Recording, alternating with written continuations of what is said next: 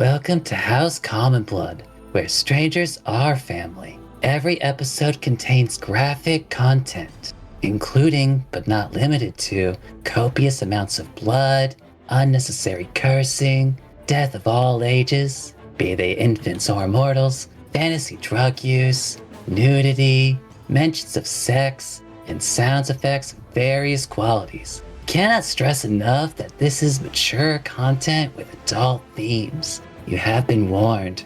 Anyone got a light?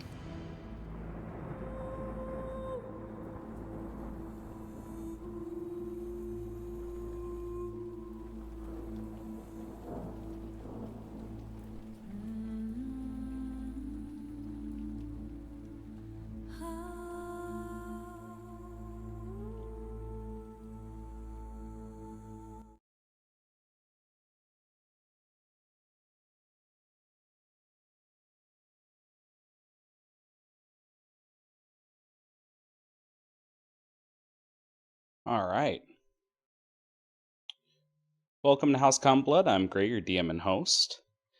We are a 5e podcast currently playing the adventure Hangmen, Worms of Frostheart. The story follows a group of misfits facing sentient calamities threatening to destroy the world, led by a Genasi army called the Rebirth Bastion. I'm joined here today by Mega. Hello, I am Mega, and I play Eddie, the Otterboy Triton Bastard class. I also play Eddie, as well as any other similarly named characters. Can't stop me. As well as Rakuzen.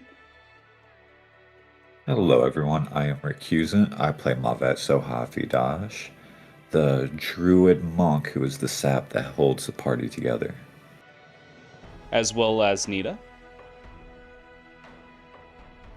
Hi there, Nita here. I play Aaliyah O'Black, the human cleric sorcerer.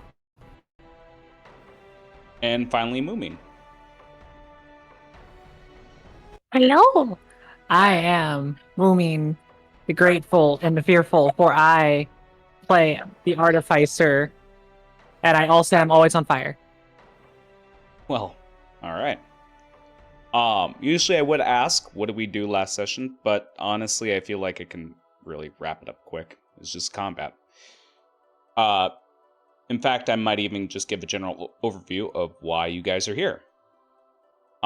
Just to backpedal a little bit, our party has come to Frostheart to investigate some Genasi activity by a lieutenant of a general called Quagmire. They discovered that there is a conspiracy going on, not only raising tension between elf communities on how they feel their troops should be organized, whether to defend Frostheart or sent to Adontis to help their brethren, but they understood and they unraveled their the Genasi plot that they are planning to kill all the sea elves within the city. How they mean to do that is by keeping everyone nice and secure within Frostheart while using pyre worms, these creatures that burrow tunnels through this glacier to create relief cuts, holes, within the ceiling above the city. The party, after trying to stop and successfully stopping a assassination of one of the council members of the oligarchy of Frostheart, Nereus Lylarin, father of Gelenua, the girl that they've been escorting to the city. They prevented his assassination, had a banquet, tossed a hag outside of a window, and decided to do a nice little jaunt to an alchemy shop to gather herbs and supplies to cure, or at least treat, the late James Hayes, who is dealing with dragon's breath, or dragon's breath pneumonia, I should say, where his lungs are so powerful that they're producing smoke, and it's going after his heart at this point. As the party went to the alchemy shop, they saw some misfortune happen to the proprietor of said shop, as this crazy, mad alchemist has been subdued by her own little creations, her own concoction to make these mutated creatures. And essentially, much like a chest burster, they found their way out and they were very hungry. They scurried forth, and the party has been playing a game of hide and seek with these creatures to be the first ones to find these test subjects that the alchemist kept hidden within her shop. After successfully dealing with the cauldron and killing all of these creatures, that is where we ended the session. And I know I sound a little spacey, it's because the audience may not care, but I do. Forgot one important thing that we always do when we start up. There we go. Deal with that fucking hot mess later. Fuck off, Craig. Be nice to Craig. They don't even know who Craig is, and we're not going to tell them. But yes, that is what happened last session. I'll give myself DM inspiration and some gold for the enemies to use. Let me just write that down. Nah, I'm fucking with you. So let's set the scene here, because I kind of want to hit the ground running with a little bit of tension. Unless anyone has any questions, I gave a little bit of info dump just to remind not only the audience, but the players of current events and what's happening in this area here.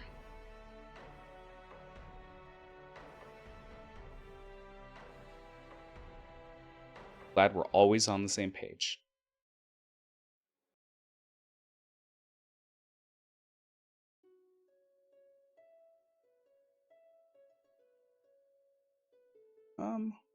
No. All right. So let's set the scene here. You guys are within this alchemy shop.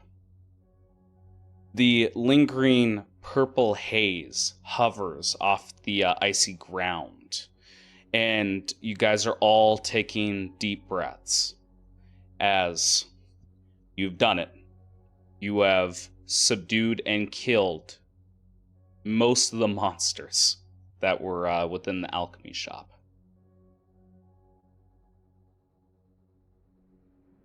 All right.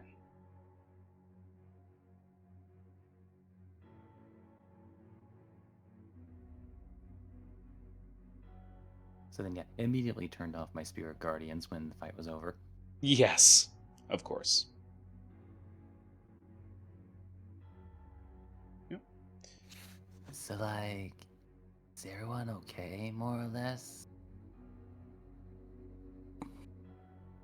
Also, is that permanent? As he just points to the one that was turned into a rat.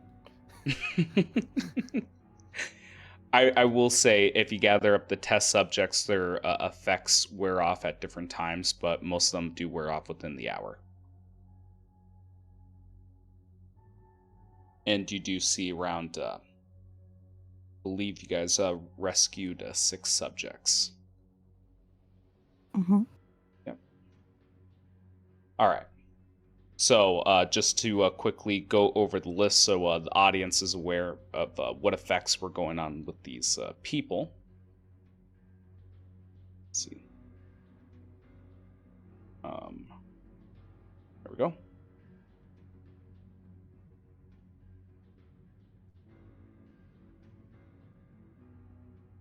I mean, obviously there was the subject of infinite diarrhea. Yep. That's correct. So sorry, I'll clean it up. All right. So to go over what happened to each one, one of them was crippled. One of their legs is super fucked up, but he was under the effects of invisibility. There was a woman who was transformed into Tiny Rat. There was another woman turned into a table in the hallway. There was a man turned into gas, which is the general room that you guys are in. There was a woman who went through a potion of shrinking that turned her to a very tiny size. And there was another woman who got a potion of spider climbing. But as these effects wear off one by one, you see that they are all exhausted, sitting down, some standing up, and another person pacing, trying to cope with the stress after that dangerous situation. But each one gives you a lot of gratitude, truthfully. Like, I would even go so far as to say, like, one of the women who was shaking, she's very young for an elf. Let's say she is in her 20s, which maturity-wise is very young. She is shaking and looking at all of you, and she says, I don't know what to say. Without you, I would have, we would have. And you just see her eyes begin to tear up. She probably even stumbles up and grabs one of your hands. I would say she attempts to go for Aluya's hand. I mean, it's okay. We're glad we helped you. Could you give us like some insight as to what happened here? Well, first, before we go into that, do you allow her to touch you? Oh, that's right. You know what? And I will say that, like, even looking at your hand, there's a lot more static dancing around your body. I Something's will. wrong with the air. I'll move it like I got an itch on my chin. Just she doesn't feel bad. Okay. She stops short then. I'm not really going to press the issue or force a mistake here. But you just see her sobbing on her knees right next to you, just repeating thank you on repeat. Do you need, like, a hit or something? You just seem really stressed.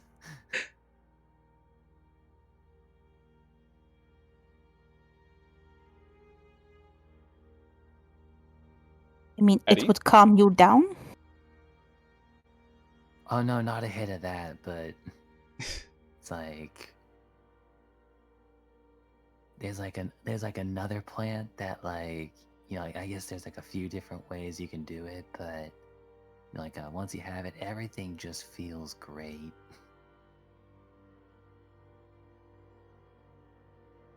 Screen here.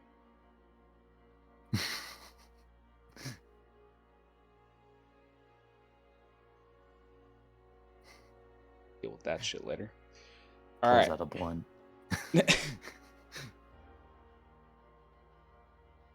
All right.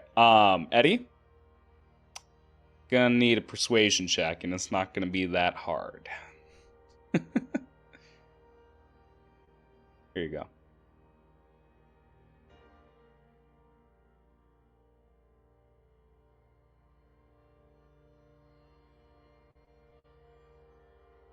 It's in the chat. Oh, hold on a sec. Oh, okay. Yep, no problem. But yeah, you're just saying, do you need to hit something? And you just see her stuttering as she's looking at you guys. A hit?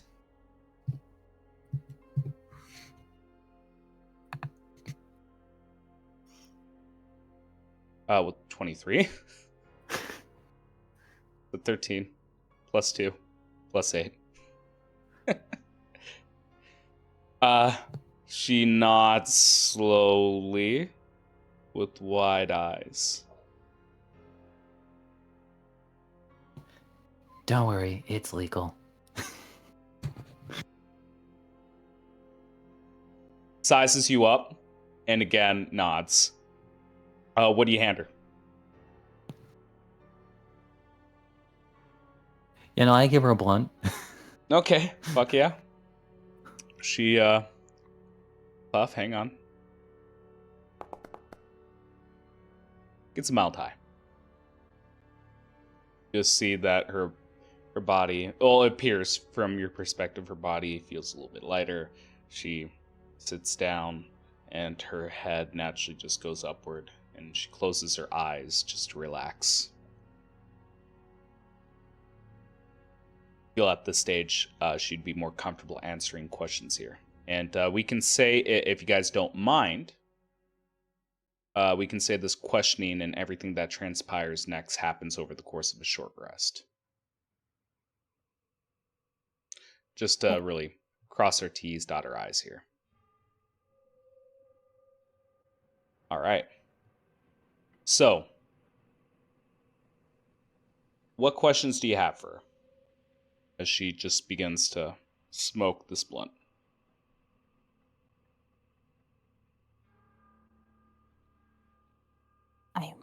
Well, how did this all begin?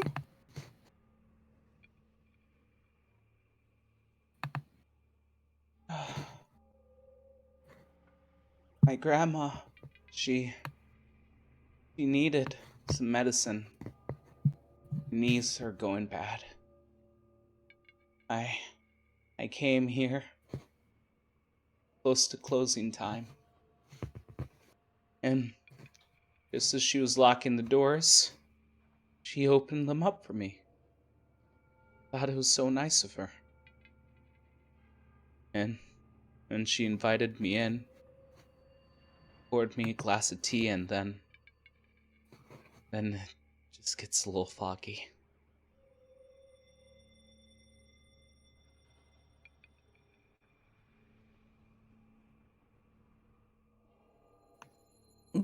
So you don't know, like, what's the deal with the purple smoke, haze, fog?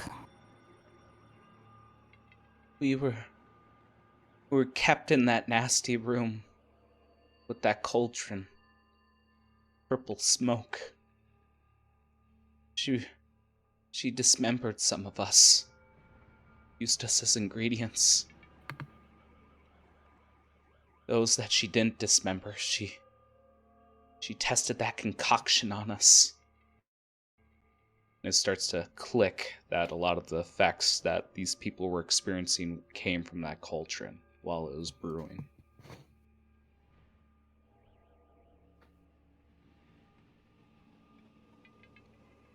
Out of character really quick. So the woman that's currently dead Yep. in the front was the one that was doing all this? Yep. Okay. I mean, if that woman that we saw, she did all this to you, all of you, how did she end up like that?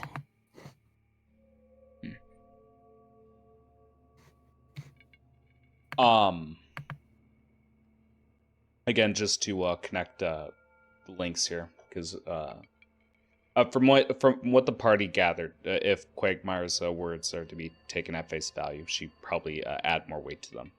That this alchemist was bound to the chair and force-fed one of her own concoctions. Beyond that, this woman can't give you more information on that. Okay. Mm.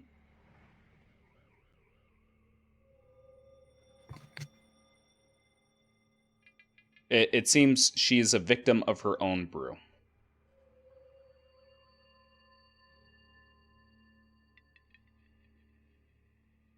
So, well, that does kind of line up with what the statue over there said.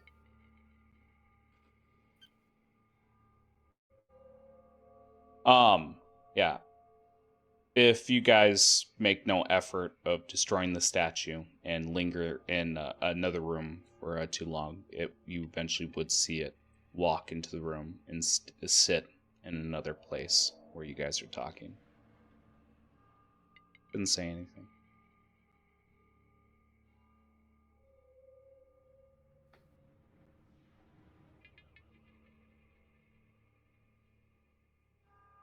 So then, like, what about the rest of you?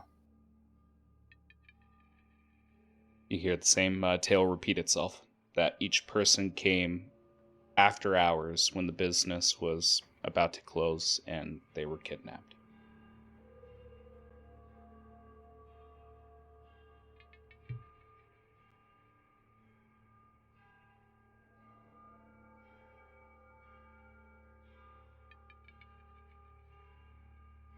Huh. So, I do gotta ask then, when you guys did wind up here, what about, were there a bunch of barrels? They look around and they nod. And I'm actually going to do check here because this happened in between a lot of the experiments.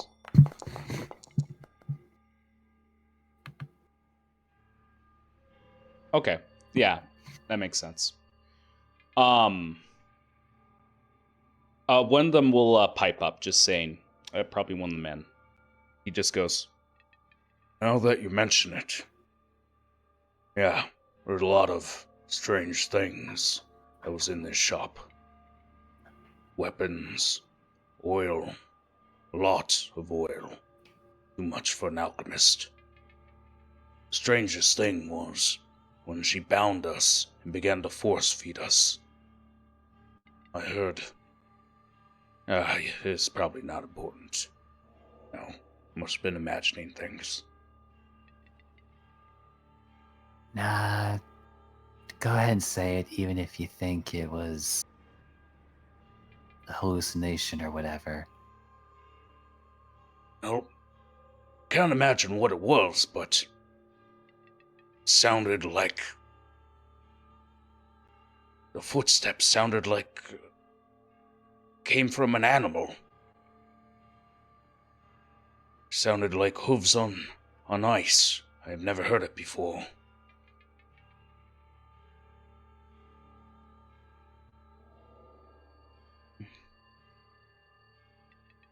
Clip clop, clip clop. Off Did in the you hear distance. voices? Clip clap. That's where my memory gets a bit as hazy as everyone else. We heard murmurs, but it was through walls. But I heard sliding of wood on the ice. I heard metal on metal. Sounded like they were moving a lot of things. Grabbing a lot of things.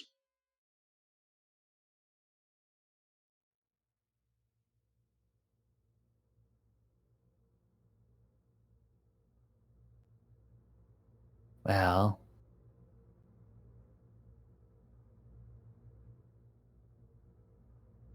I guess that would. It's like, I guess now looking over at, or actually, is Bob in the same room with us at this point, or like? I'll leave that up to Mavet. I set the scene back in the laboratory. The barrel was in the lobby. Mavet, would you be moving the barrel to be next to Eddie, or would you just be fucking around with the oil barrel? No, the oil barrel's where I left it. I'm just soaking off in the same room, but away from everyone. Yeah, so oil barrel's in the lobby. I can easily say you guys move it if you guys want to move it.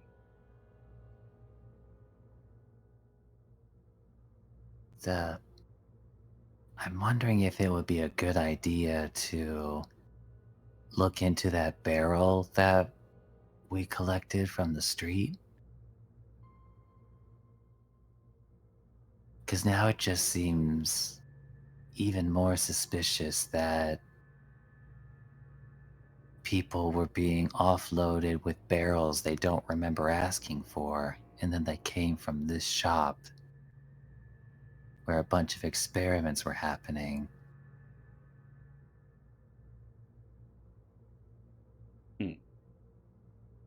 And I guess one little thing that I know I mentioned, but I want to reemphasize one more time. You guys were told by the statue that this woman was a centaur apologist.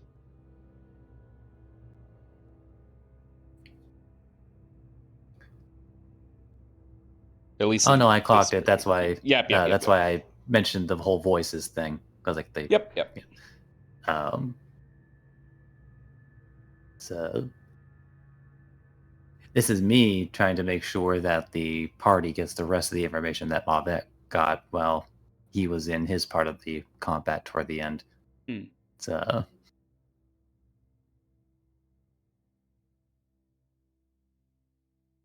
So I guess unless people follow him, Eddie's going to make his way back to where at least where he last saw the barrel.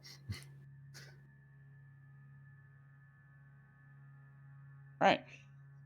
Yeah, you go to the barrel. You see this sludge-like liquid sloshing about. What do you do? Oh, my bad. I can't help but notice you opened it.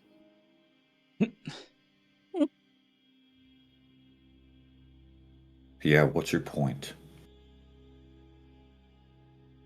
So, well, I'm just saying it's a good thing that saved a bit of trouble. Yeah, trouble.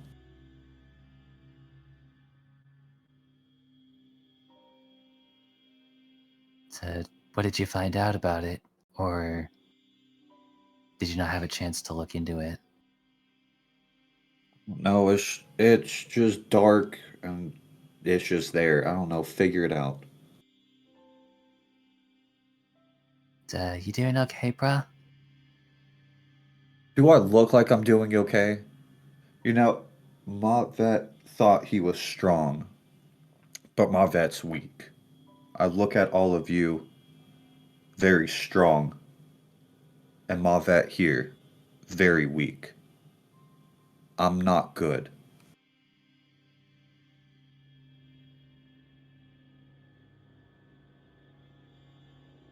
Uh, well, if I'm being honest, bruh, I'm not really that strong.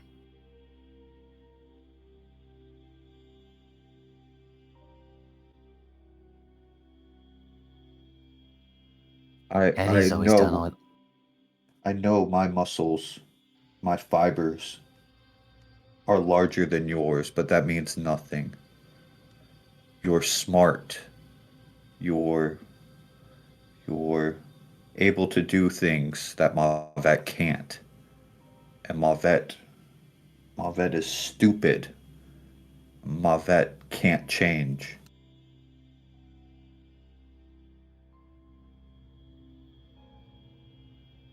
Hmm. I'm not really convinced of that. You know, every strong oak was once a sapling.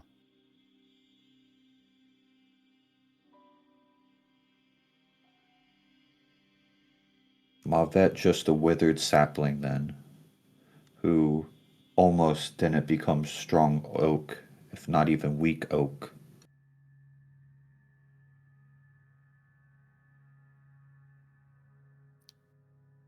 Nah, I don't think you're a withered sapling.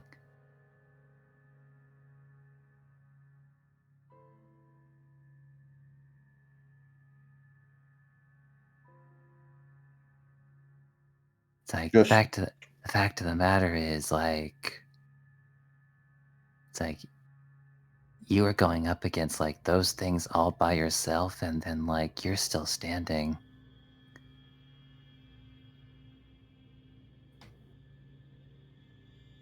I think that would mean you're pretty strong. Mavet should be standing upon the body of the defeated, not hobbling on his own legs.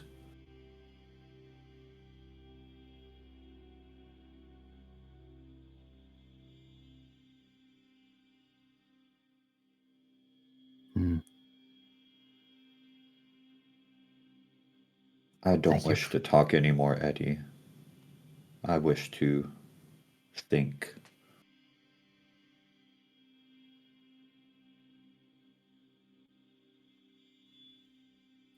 well, if that's what you want.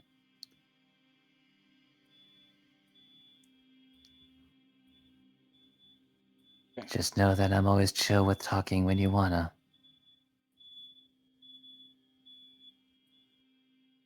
Mavet just turns away. Hmm. Then I guess he's going to look into the oil himself if he's the only So, one there. so Well, let's make this a group activity. Like I said, this is all happening over the course of a short rest. Everyone can hit short rest during this time if you'd like to. But I'm not going to bother making this a check because the issue that I had with Mavet was he was making the investigation during combat. But the rest of you guys have plenty of time. There's a lot of great minds at work simultaneously. You guys can get the gist. So let me explain what this oil is. This is called Nimbus Grease. It's given that moniker because it's extracted from droppings from the Leviathan that is in the sky, Nahash.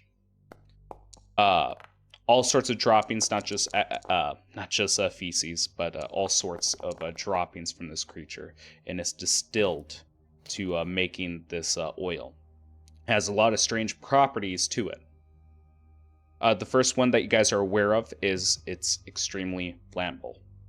Flammable and explosive.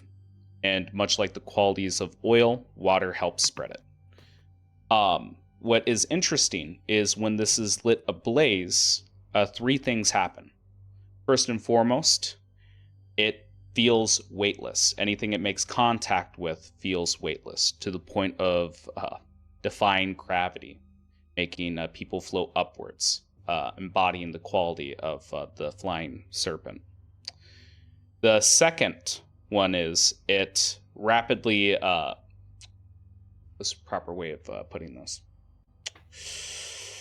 It consumes oxygen rapidly. So if you're in an area, you're not only choking, but you're deprived of oxygen entirely if you're within the area that this is burning up in. And the strangest one of all is if enough of it burns as the property to call or at least cause clouds and stormy weather. Essentially, big wildfires create lightning storms. Those are the 3 properties you are aware of with this oil. So at this point, I kind of want to shift a little bit because Moo, your character is all over like alchemy, as a very intellectual person. I imagine she'd be doing the primary investigation and dispensing this. What does it look like as you're looking over this oil? Well, basically, what I'm having, see her do, and this is maybe why they're being so quiet while everybody else has been talking to the people, is that they're just investigating basically what has been tampered with. So, like, as an alchemist, you want to make sure everything is organized, and then you basically have to look around the places that are not organized. So it's beside the oil being spilled, but other things as well. Because, for example, she had these abominations grow inside of her. So it's like, all right, who forced that? Where did they dig through? Where did they pull these things out? Why did they just ransack through everything? Did they rip everything apart? So it's one of the retracing your steps of like what was the events that led to this, Okay. Yeah, and that's all the information that you get. Weightlessness quickly consumes oxygen, like almost like creating a vacuum, I should say. That's a better way of putting it. It creates a vacuum within there to a certain degree. And it has the property to call storms. That is what you guys gather over the course of an hour here. At this moment, I'm going to give you guys 5-10 minutes to talk about any plans you'd like to make. Then I will tell you what happens next.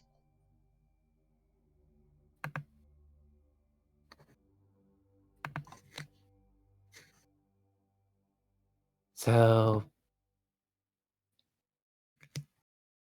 what I'm getting out of all this is that this stuff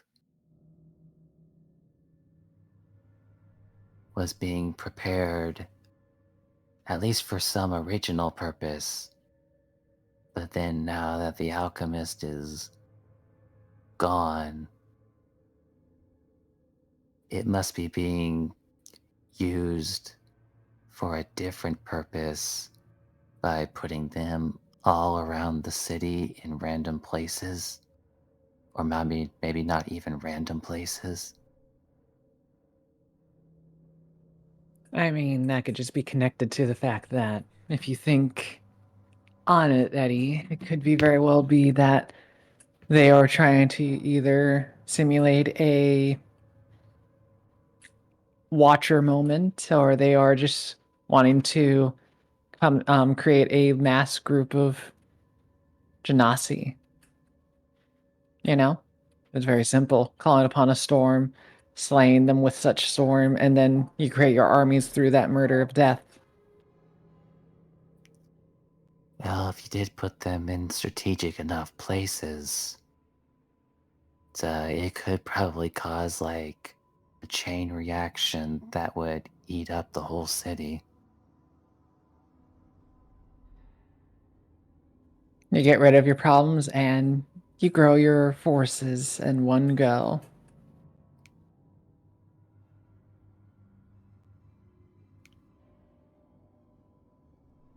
The real question is it really being done by the same people? Or are they simply two different forces with the same goal as each other, going at it from two different angles? Hard to say, but I could definitely say with confidence that if we stop this problem, we stop the other problem as well. Because their goals are motivated in a way that is not good for our goals. It's a scary situation where if we didn't see this, we probably would never see it coming.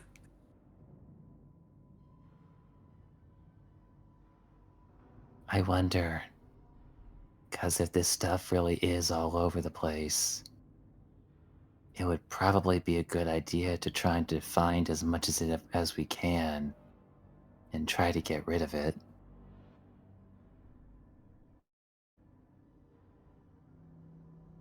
Can you get rid of it? Or can it be purified somehow so that it won't be harmful? I mean, if you give me enough time, I might be able to do something. But the best way I could explain it is that it depends how long it takes to figure that out. And then the worst problem is the amount of material I would need to neutralize the situation. Because if they've been making this for months, then either I need to make something that is quick and can neutralize an entire fucking barrel of this in one go, or pretty straightforward. We'd have other means of neutralizing it without me concocting a new agent. Let me take my eyes upon it and see if there's a way to deactivate it.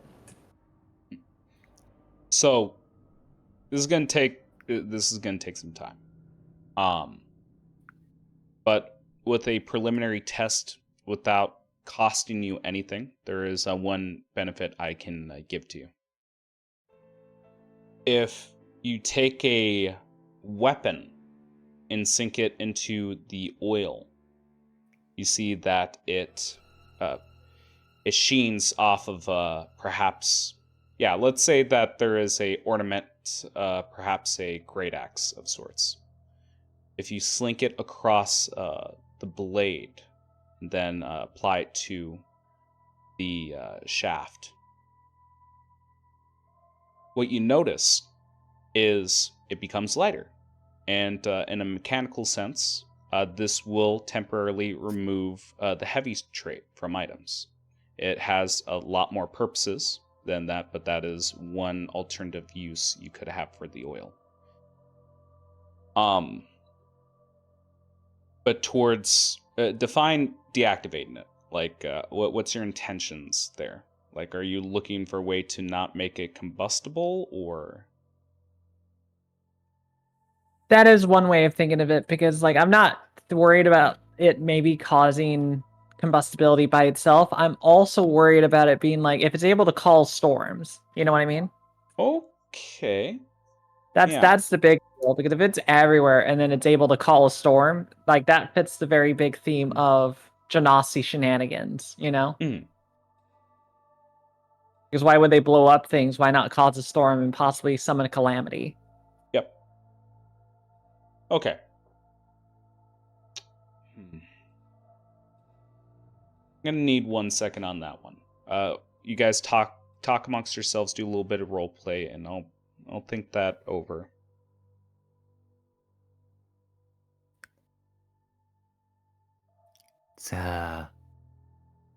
I think it is also worth noting, and the reason why, I brought up the whole two different groups not necessarily working in tandem with one another, or at least not closely, is that you know how, when you guys were, talking to a statue, it was with, the one lieutenant, right? Yes. But when I talked to whoever was on the other side of that statue, they at least didn't respond to the fact that they'd seen you all before.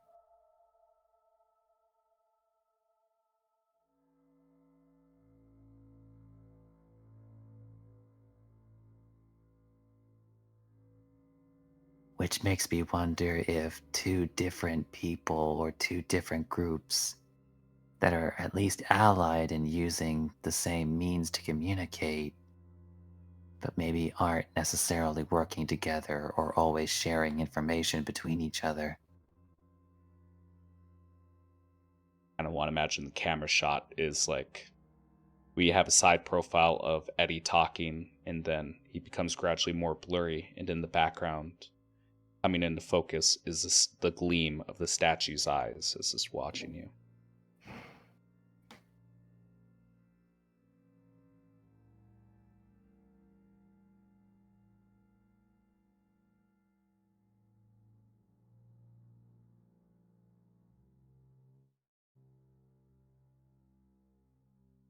Do any of us notice this gleam? Yeah, it's always gleaming. It's always glowing.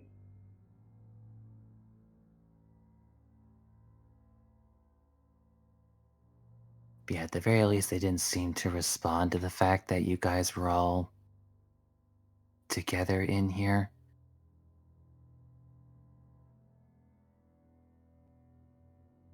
So it just does at least make me think that the information network isn't super connected.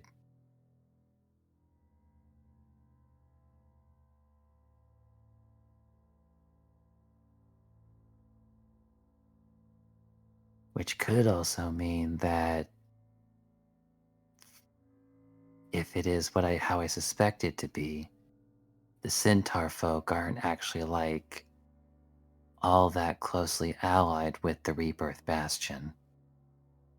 More just two groups hoping to reach the same end.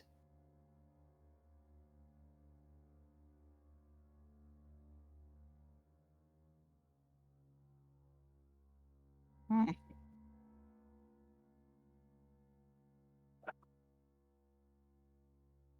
Hmm.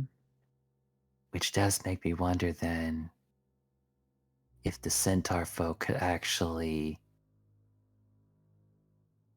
with some persuasion, maybe even respond to reason. Since they're not diehard zealots, you know what I'm saying?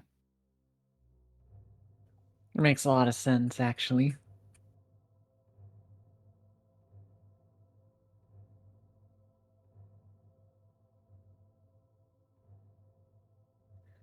Ah, the plot thickens.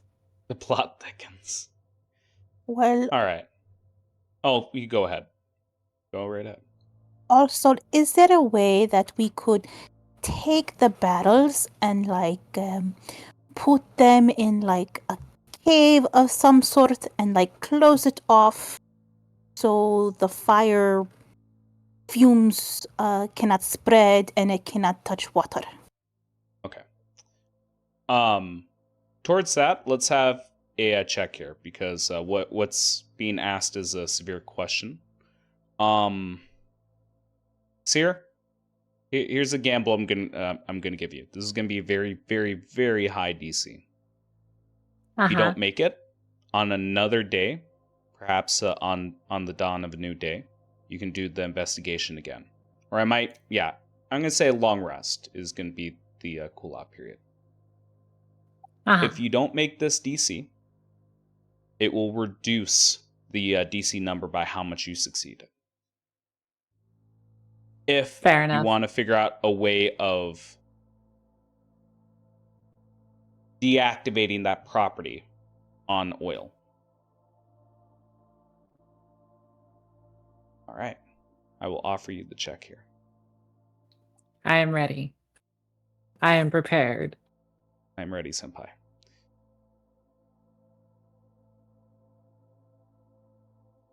Okay. And I'm going to say this one is in...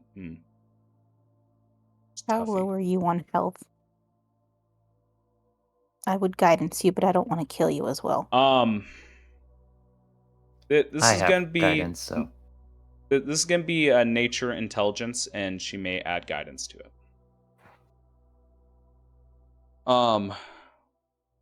Yeah, I like that. Nature intelligence seems proper because although this is a enhanced through alchemy, like the core of its properties is still dependent on nature.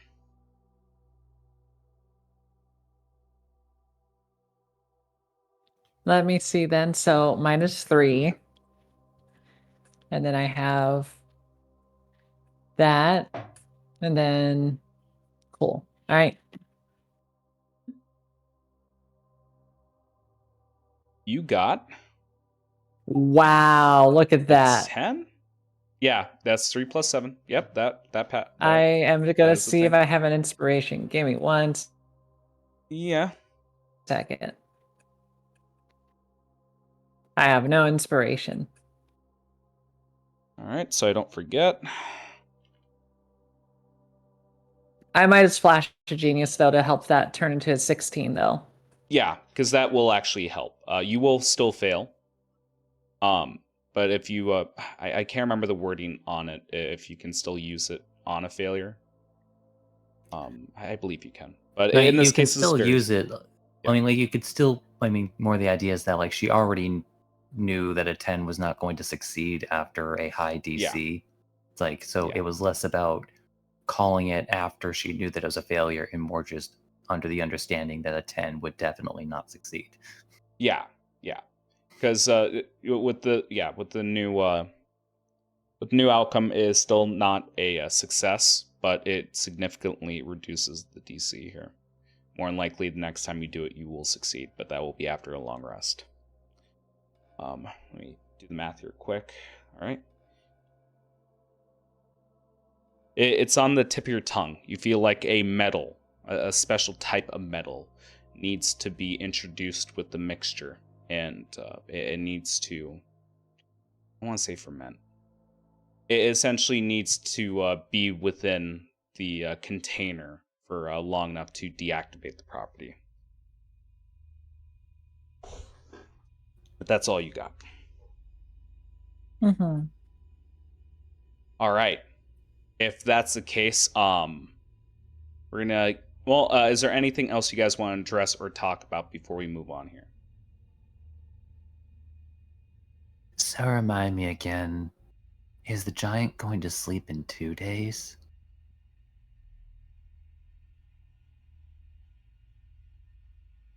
You see everyone nod.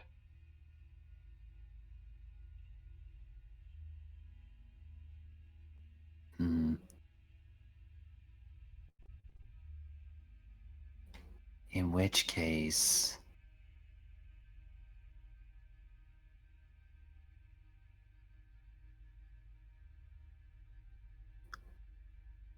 I have a concern that possibly they intend to try to enact their plan in 3 days.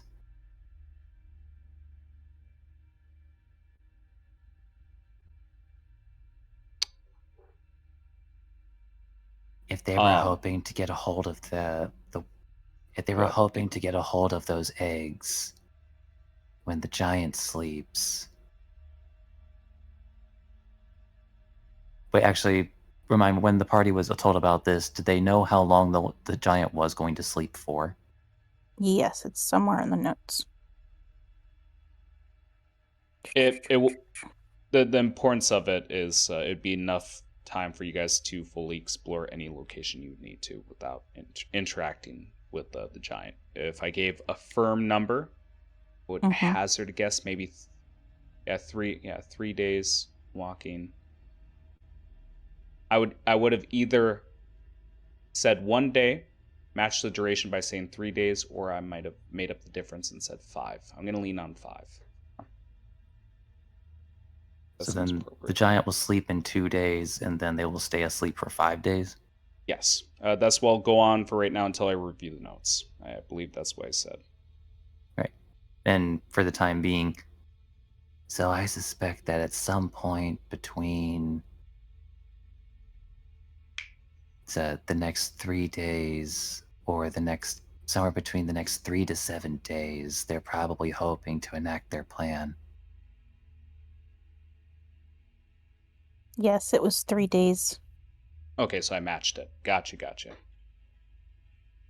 Knew it was one of those 3. If that's what it is, 3 days, but you can maintain what you said.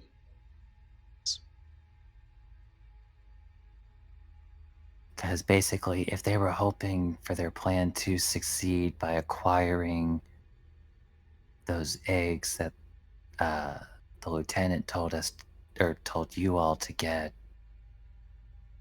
but then they were also hoping to possibly fully enact their plan, they would probably have wanted to be equally safe from those giants because those seem to be very, very powerful.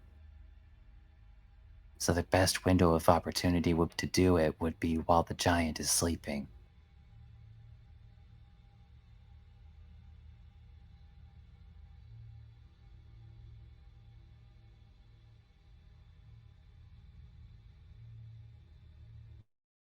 What does the rest of the party say?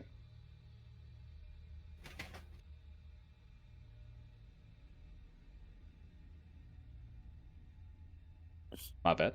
Moo? So if we have to do this right before he wakes or just after he sleeps? I mean, just before he sleeps? Well, no, what I'm suggesting is that whatever we plan to do in order to stop their plan from succeeding, we need to make sure that we do so before the giant wakes up. Then we don't have a lot of time. Should we tell the king? Maybe he could stealthily, do what he needs to help his city out and not have so many casualties. When you say the king, you mean... I mean, yeah. the general, right? Yep, general.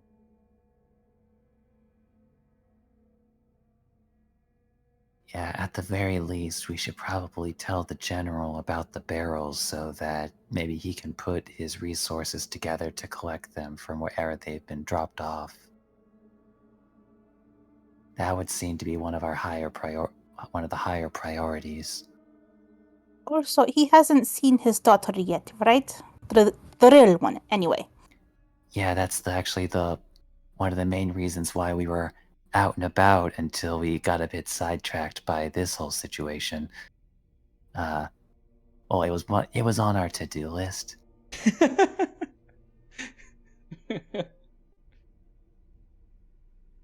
All right. Let me I gave you guys a fair amount of time. I feel like you guys covered a lot of subjects. Let me move things a bit forward here. As you guys are talking along and talking about what to do next, your primary concerns, what the plans are. I think the statue would finally stand up and walk closer to the rest of you. Who would look down at the party and just ask an open question. Why?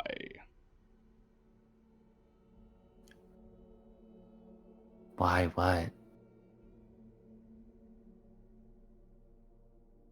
Why are you concerned of those who do not share your blood, those who are not your kin? Well, I guess it's just because I think life is a precious thing. His head swivels to Nita. Sorry. Not directly towards the camera, towards Aluya. Why help someone that I don't share blood with? Nods. Why wouldn't I? If I were in that position, I would hope someone would do the same for me. Head swivels to Seer.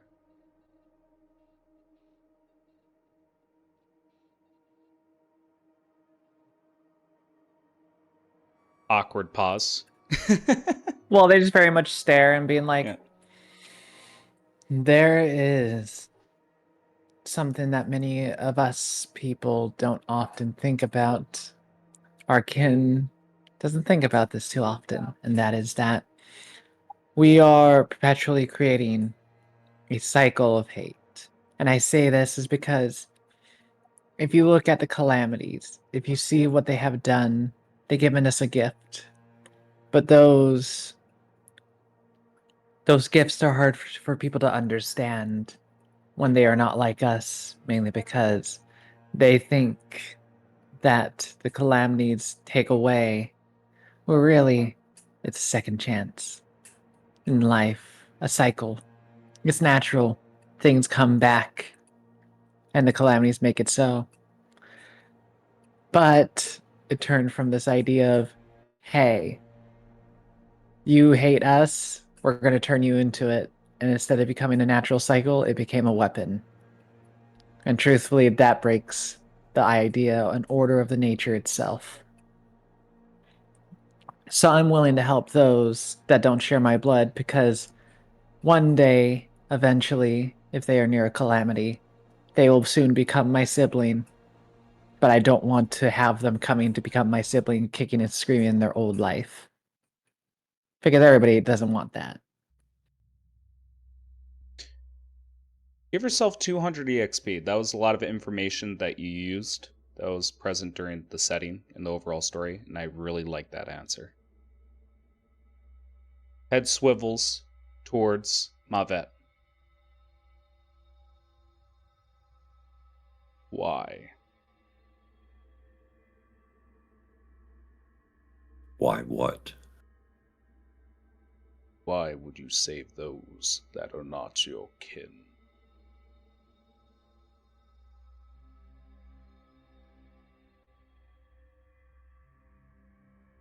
That's a good question. Who else am I Yeah. gonna die for? Dying for myself isn't a worthy cause. Mm-hmm. I'm gonna say for the entire party, you feel a wave wash over you.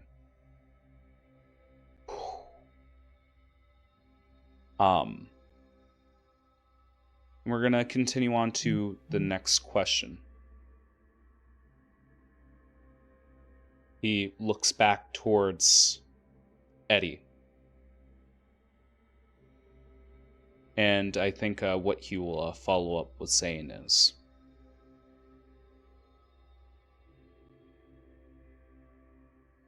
is unity, not peace.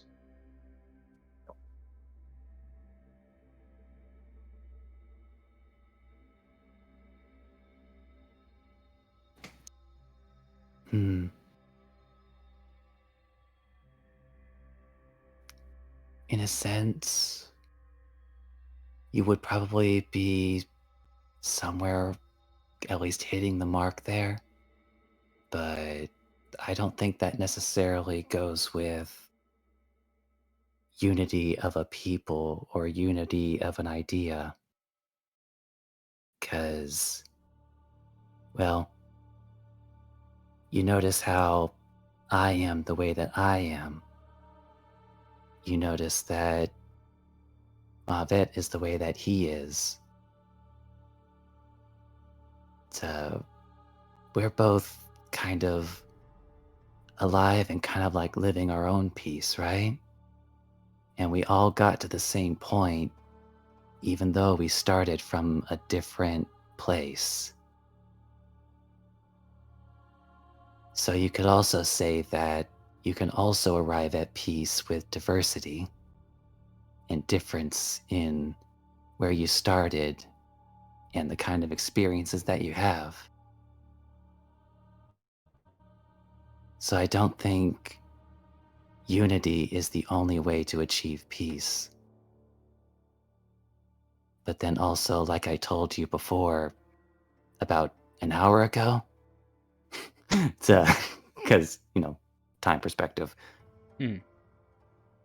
If everything is all the same, then that just means that it only takes one bad event, one bad mistake, and then all of it comes crashing down. And now, there is no peace because there's nothing left.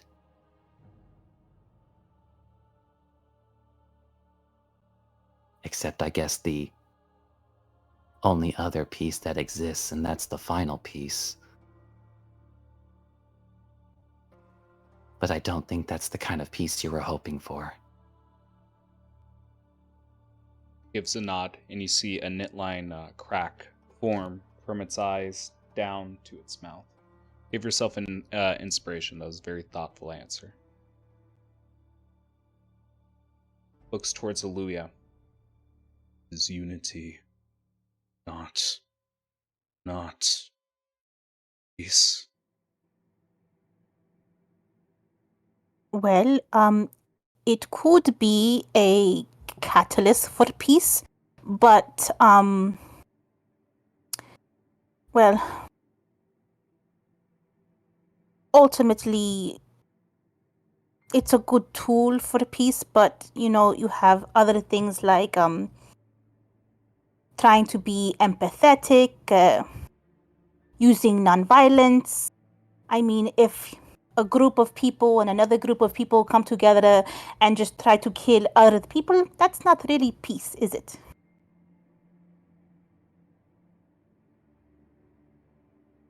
Gives a slow nod. Does not respond to that.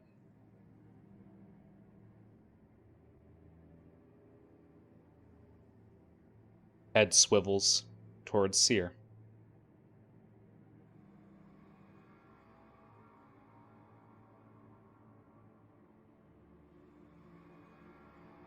Same question. Yep, same question. You know what? And I will just re-emphasize.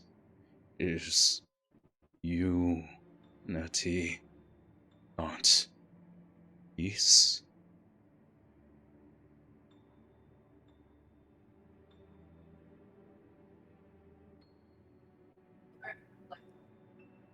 I'm just trying to figure out my wording for this to be careful.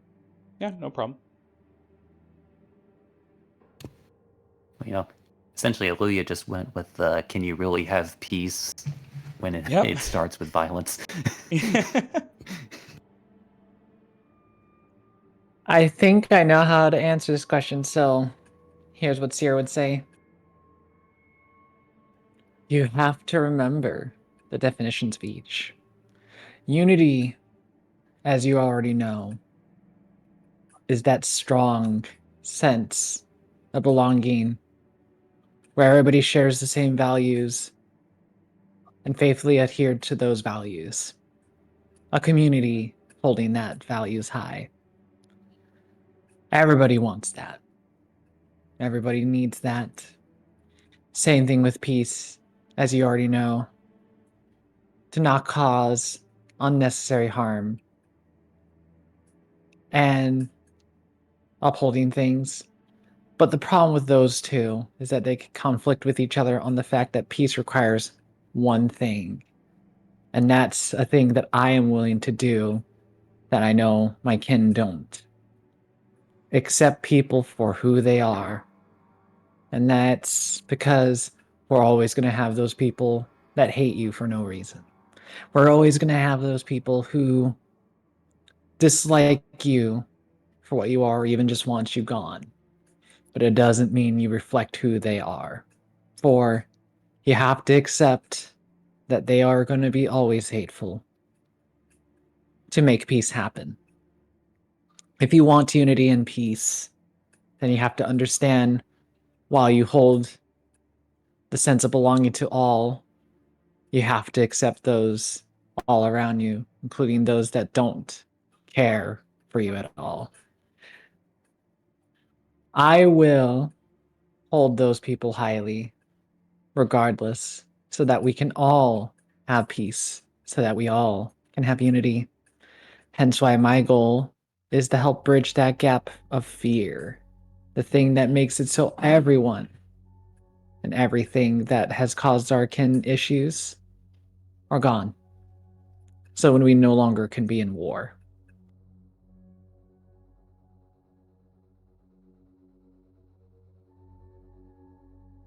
Again, like its head begins to shake slightly, the knitline fracture spreads.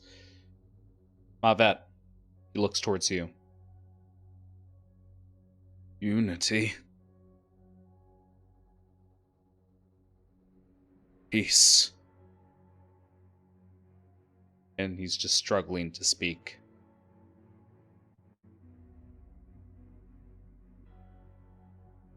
The biggest tree provides many fruits, all coming from one source. Even if they drop down, they still may be tasty. So, unity from one governing body can be beneficial, but at the first start of rot can also turn the whole system into a plague.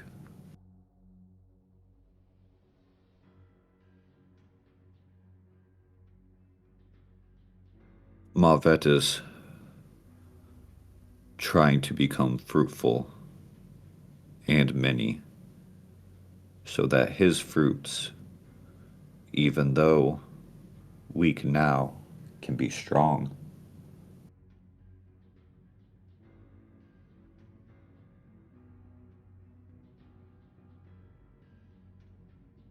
And you feel like he's reaching the final step here. He's going to ask one more question.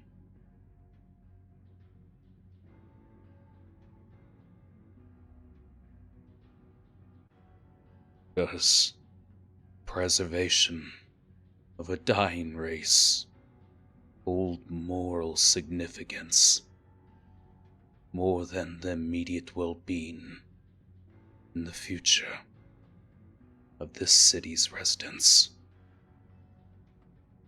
I think you'll look at Eddie.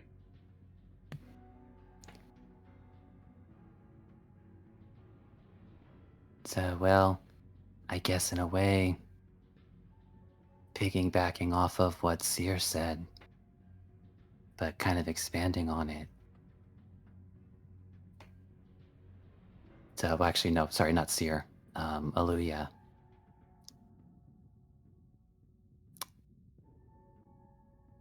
If the only way you know to preserve your own species, to preserve your own people, is to eliminate all others in your path, then isn't that just setting yourself up for the same fate in the future? So another will see you as the oppressor, and they will try to wipe you out for the sake of their preservation. So, by trying to eliminate other species, you'll ultimately just wipe yourselves out. Because all you've done is make yourself an enemy of the world. Meaning that all weapons will be drawn on you for all eternity. Is that the fate that you want for your people? The fate that you want for yourselves? A life of endless struggle, a life of endless war for your own preservation. When you could have just all tried to work together to preserve each other, to keep each other safe, and make, well, the peace that you were looking for so long, together.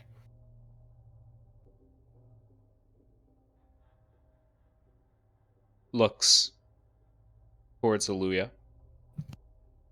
Oh, it's me again. Okay. Well, look, I agree. It is important to preserve your culture and heritage, but if it means that the needs or like the rights of someone else are being taken, then no. Where I'm from, there are so many different types of people. I don't discriminate one against the other. We come together. We live, and in one way, shape, or form, we pay our homage to the great Aeolus. It doesn't have to be the same, just in their own way and their own culture, you know? Its head swivels to Seer.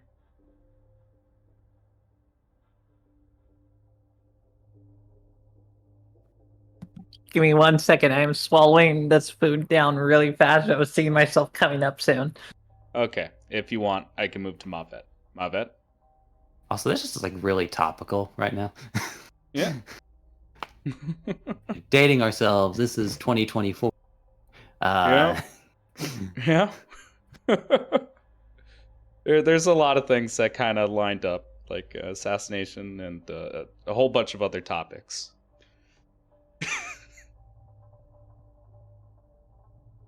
Ugh. Mavet, how do you respond? The weak deserve to die. Only the strong deserve to survive.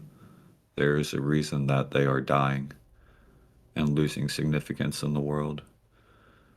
A strong tree next to many decaying shrubs loses its vigor and slowly begins to rot itself. So you need to uproot those that are weaker around it so that it may thrive, with no worries about what may become of them. And looks back towards Seer, who is eating a candle.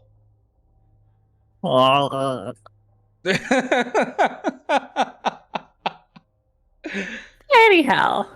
Yeah. And this is with the question of, does the preservation of a dying race, you know? Yep. All right. Last one. Seer looks up for a moment, thinking and pondering. And then they look down to this person and goes like, honestly, this is a hard answer, mainly because if you look throughout history, if you look out throughout how things are, and you could even say what Mavet said with survival of the fittest, that's just how the world goes. It's always changing. It's always adapting. But it doesn't mean it's always getting better. It just changes. So, the preservation of a dying race, maybe, it might be more significant. Maybe not. But it's what matters is what's happening now. If the people want to preserve a dying race, that is their motivations, then yes, it is important. Where if they don't, and they think it's better to help the city immediate and make it flourish, so be it. My opinion, though, why not both? I'd rather keep the race alive, preserve it, for if we know why it's a dying race, we can learn from our mistakes. And knowing that can still significantly help the well-being for future residents, so we don't repeat history over and over, which sadly we often very do. We need to keep the things we preserved to make it so that we remember what to not do. For once it's gone, it's not that it'll be forgotten. It might be. But reality is that then we truly lose that weight, that gravity of that loss. Because then people just see them in books. Some people just see them in memories.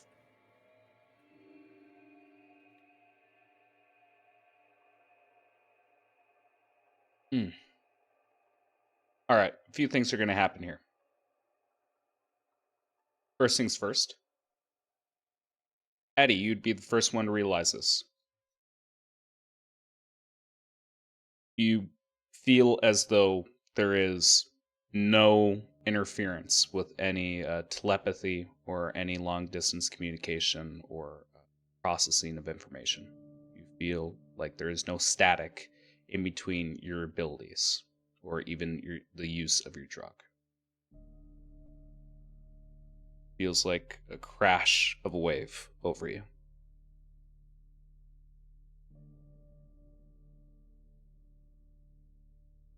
And we see that this fracturing statue looks at all of you and gives a nod of approval.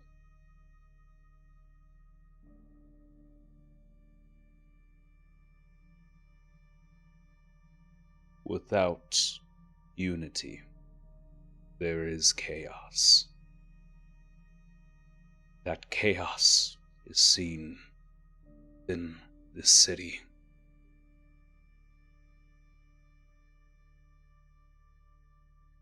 Four forces butt their heads against one another. And if nothing is done, only one shall remain.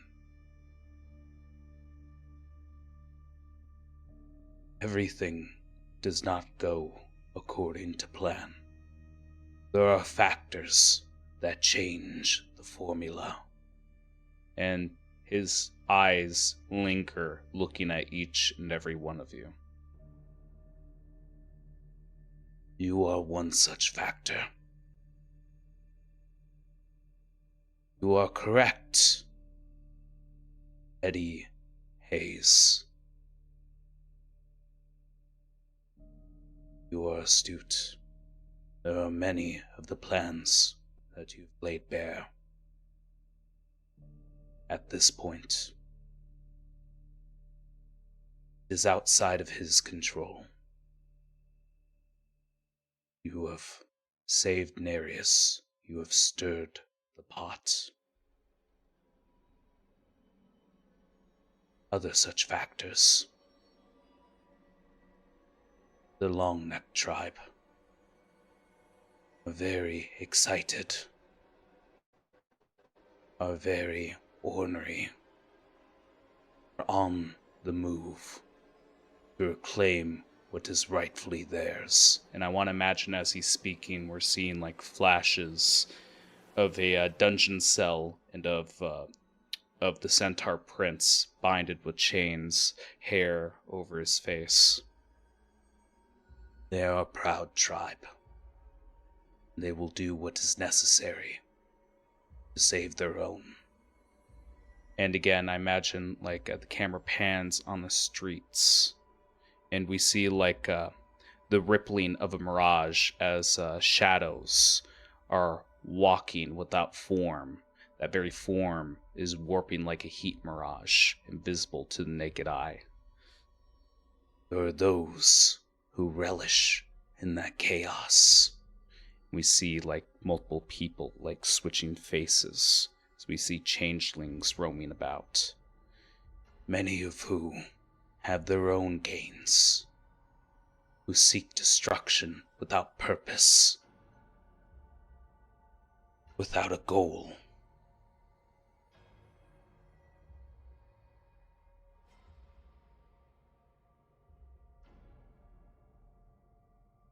The world will change this very day. This city lies on the balance of ruin. And I want to imagine, again, the camera pans into the room that you guys are in.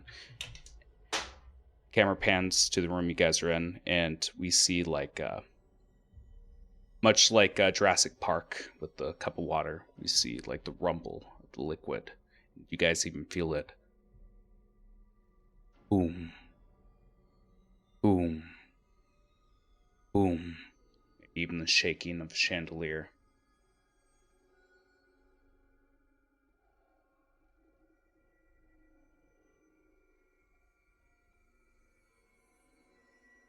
I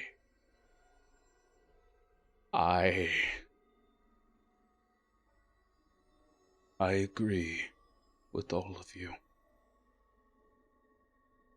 Unity is not the way. I just want to die.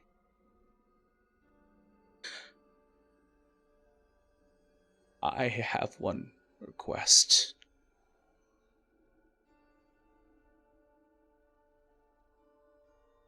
Child, born of lightning.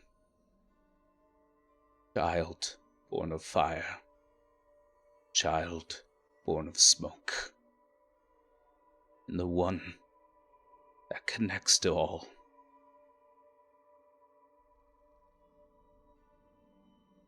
Seek me and end my life.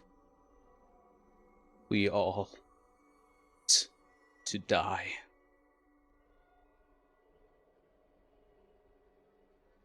And kind of want to imagine at this moment, this creature begins to crumble into dust and fade with the wind.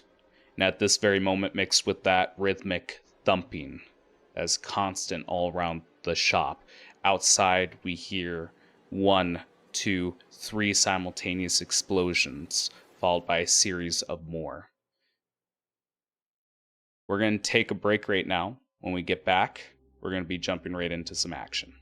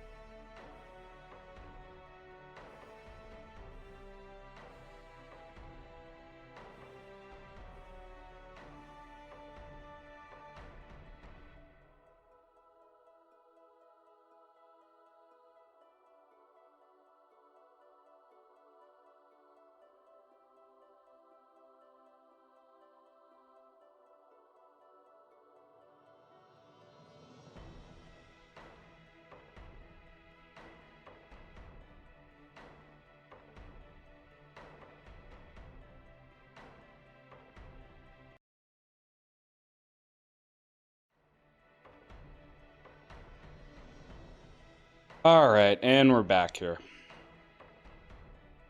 I'm gonna set the scene after I change the music here. Well, the good news is the cell phones are working, but the bad news is the firebending's turned back on. I'm not giving you anything, but that was really fucking good. I was And it did just tickle my pink.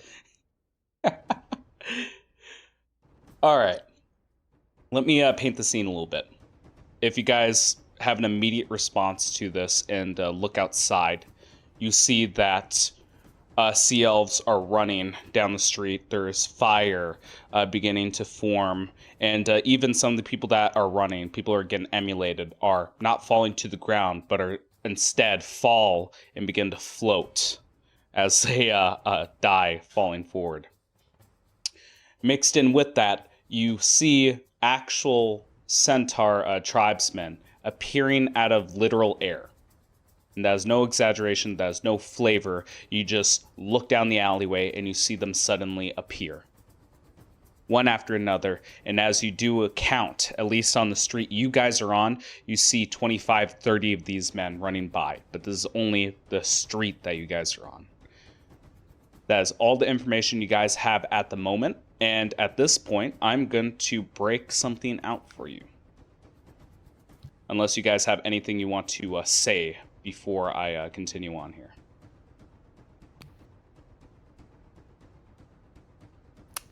Shit, we gotta get to the prince. Well, these dum-dums, had they just waited, we could have fixed all this. I'm Alright. going to cave in some people's heads for their... Never mind. My aggressiveness is coming out. My nature is...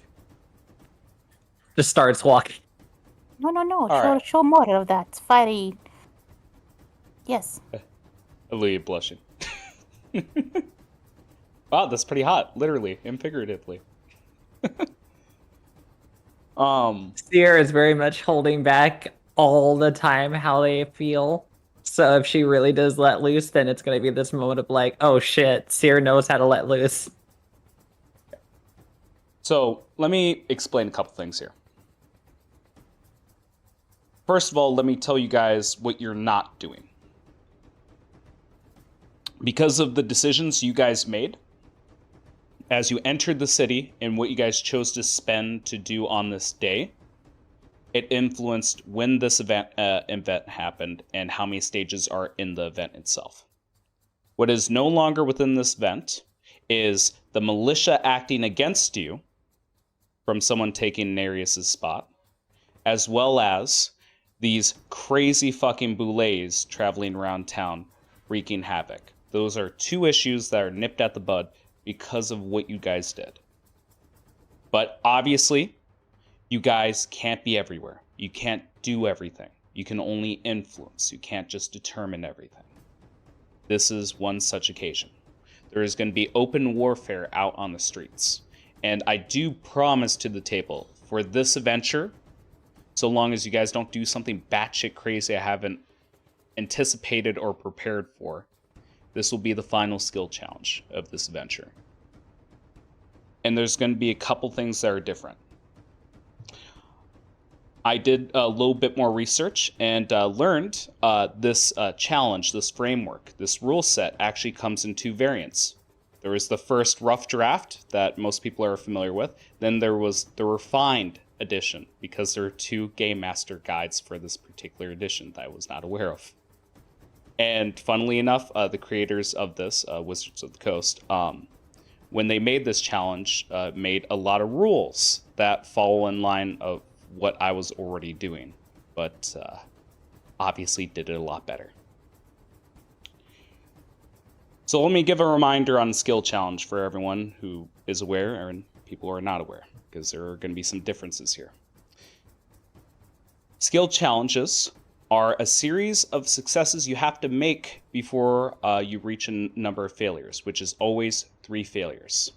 These challenges become more difficult as the series of successes become larger and larger. Because of what you guys did in town, the number of successes are no longer 18. It is now 12.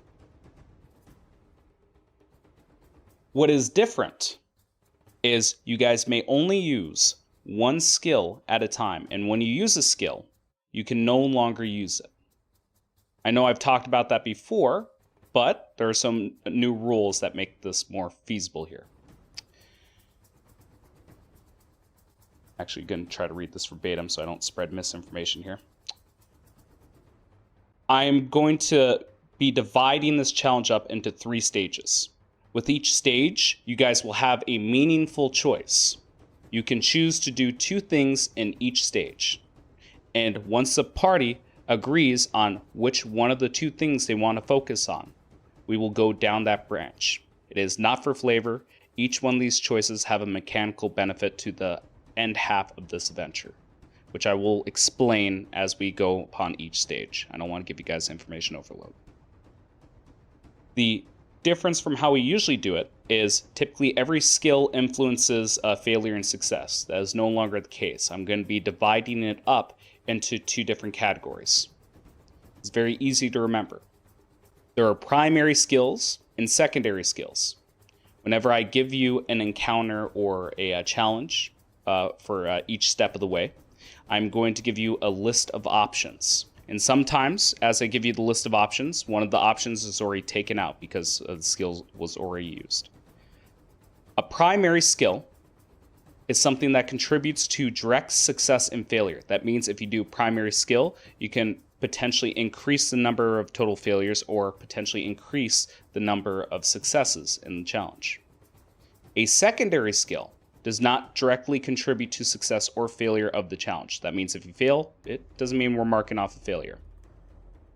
Most powers and spells will fall under this category unless you guys give me a good reason otherwise. And I'm going to try to be more stringent with this because it's quite easily just to spend a lot of resources to automatically succeed at one of these challenges. Now let me tell you what you can achieve by using your resources or doing these secondary skills. You can do one of the following. Cancel out a failure with another skill. So if you have 1 out of 3 failures, a success with a secondary skill will change it from 1 failure to 0. You can give 1 or more characters a bonus to check with a primary skill. You can allow a character to re-roll another skill check. You can open up the use of another skill in a challenge. Or, in rare cases, you can increase the maximum number of successes that a primary skill can contribute to the party's total. Those are some additional options you can use if you don't feel like you fall into any of the categories that I provide to you. Now, with that out of the way, it's better just to learn than just to mull it over. And I'll try to do my best to refer back to everything I stated as we go along here. We're going to start off with the first choice. You guys are in the marketplace. You hear screaming all around you. In the distance, you see fumes coming up from the port that you guys came at. You have a choice. You can either dash to the port and protect the ships, the primary way of defending the town to get export and import, especially during these war times. Or you can choose to protect this marketplace and evacuate civilians. What does the party feel like they want to do? And keep in mind, you can't have your cake or eat it too. This needs to be a focused effort on the party's contribution. If I'm being honest, the ports are already probably by the actual Shut up guards. a little bit. One more time. Oh. If I'm being totally honest, I think the ports are actually already well guarded by actual guards. Because, like, if by my understanding, like, were there actually like that many guards running around when we entered this place to begin with? There's a handful. I can't give you an exact number, but there is a. It's more just an impression. There are guards around in every area. I can confidently say that. It's just like, because like I think that the port's probably already pretty well guarded, or as well guarded as it possibly be. Plus, the more time that we take to run to the ports, the more people that will actually get wiped out and killed.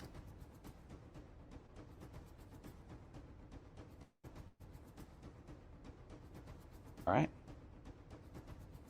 I don't know if anybody has any second opinions on it, but that's just how I'm looking at it. I mean, No, what if they make it go on. worse, though? No, sorry, you go. Nah, You're finish the your thought. smart one. No. No, but we need to hear your thoughts. Please continue. I don't. Someone gets stabbed outside. Yeah, like that. See? I mean, what if things go worse with the guards and all that? Should we be like, hey, you idiots? We would have helped you. I think if you guys want to accomplish something, we need to choose now. We're here, so we could help these people, like Eddie said.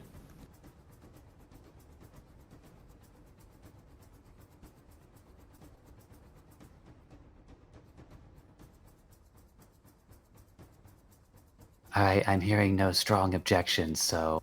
There you go. You spring into action. All So right. we only lost one person discussing. All right. So just to make things clear, to give you guys an idea of your objective here, I already told you the choice you guys are making, but I'm going to really hammer the head if you guys want to try to get creative here. So when you are choosing to protect either the port or evacuate the citizens within the...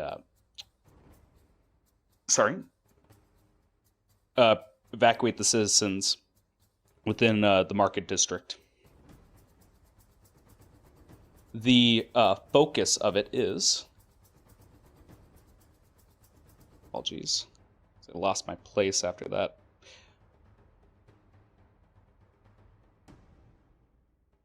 There it is. The overall thing that you guys would be focusing on is the oil barrels and herding people away from immediate danger within safe locations. The city is at risk of severe damage and loss of life if the fires are not controlled. So at this current stage, the more immediate threat aren't the centaurs at hand as they are stampeding around. It's more of the explosions and fires that are beginning to spread and kill people. All right. Well then, So yeah. let's, In which case, like I'm doubling down on that then, because Yeah. there's not much sense the port's working if there's no Yep. people left. Exactly. Yeah, absolutely. Comparing apples to oranges, there's no numerical comparison here. Human life is immeasurable. Seer, All right. from what you gathered from the oil, is water a good solution? No, it has to be a metal, but I don't know what metal is the problem. There's a metal we need, and it might be able to stop it, but No, that's don't good, know. because before I just say geyser and spread all the fire everywhere. Thank you for not doing that. Thank you for asking. All right. Let's talk about the first little step here. So each stage is made up of 4 successes. So we will not be moving on to the next stage until you guys get 4 successes with this choice. This is divvied up between evacuating citizens and securing barrels. We're going to start with the first one of evacuating civilians. Keep in mind, everything I offer you is the current primary and secondary skills. You guys can pitch more options or use abilities, but I'm going to reinforce that I am going to be pairing off spells and abilities with secondary skills unless it is incredibly monumental. And I will be sure to post them in chat really quick. But just to let you guys really sync them over, you guys go out onto the street. You guys are seeing fire, chaos, centaurs running by. The smell of smoke is filling up your lungs, making you want to cough. Oh, jeez. And let's change the scene to get us in the mood here.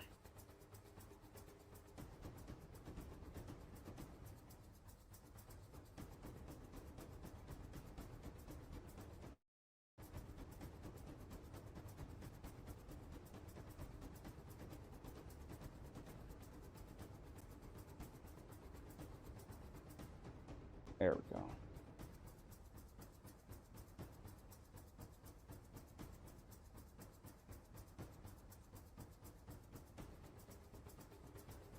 Yeah, that looks good. Yeah, you were seeing people running around, smoke filling the air. Like, again, everything is icy, almost like you're in the middle of a tundra or within a cave of ice. And there's just smoke everywhere. The skills that you can choose from, the primary skills you can choose from to evacuate civilians is Persuasion, Intimidation, Athletics, Deception. The secondary skills are Insight, Survival, Investigation, Performance. I'm going to type that in chat really quick here. And the only other thing that I need to mention is that I will only have 3 thresholds throughout this entire adventure, and they will be the standard of easy, medium, and hard.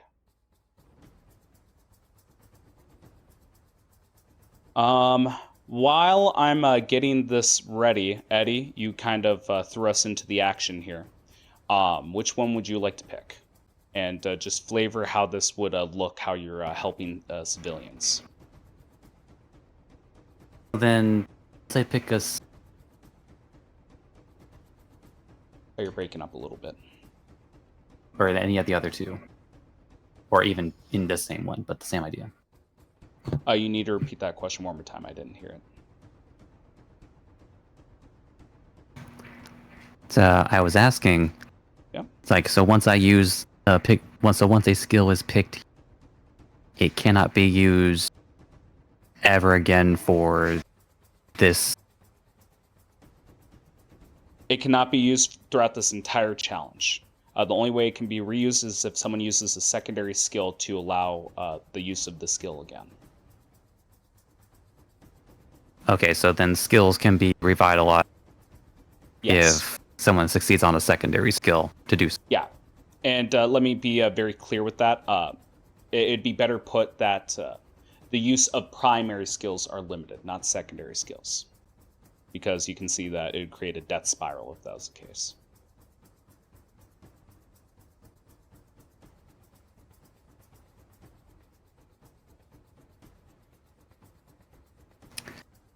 That's actually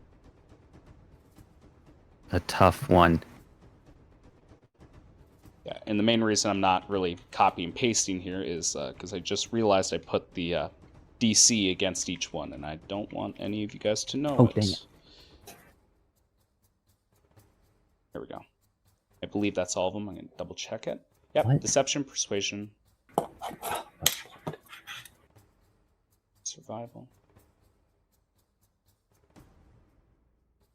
Nope, I apologize. That's the wrong set there. Not look at that.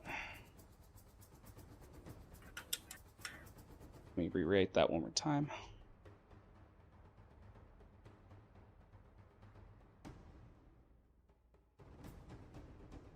Hang on. There we go.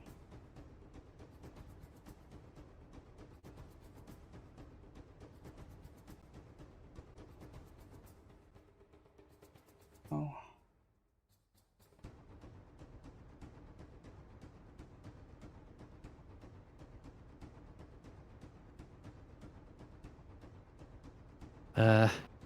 I'm not sure if you persuasion, Yeah. but Yeah, and I just I want think to that's tell. probably how I would want to start. I just want to tell everyone what I sent in Discord is now the correct version of it. I do apologize. Can you guys hear me right now? Yeah, I can. Yes. I just can hear wanted you. to I hear you. reemphasize. Hopefully you can hear me. Okay, so it's just an issue on his side. Can you hear us? So sorry, were you guys hearing me at all? Yeah, Yes. we, I was we able to heard you hear the you. entire time.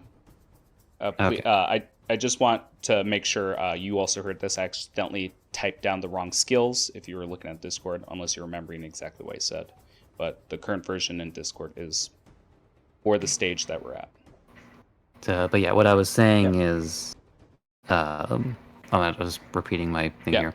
I don't want to use persuasion this early, but I feel like that's the better method to go about for right now. Okay. Because I don't even think anybody in the party has intimidation, so.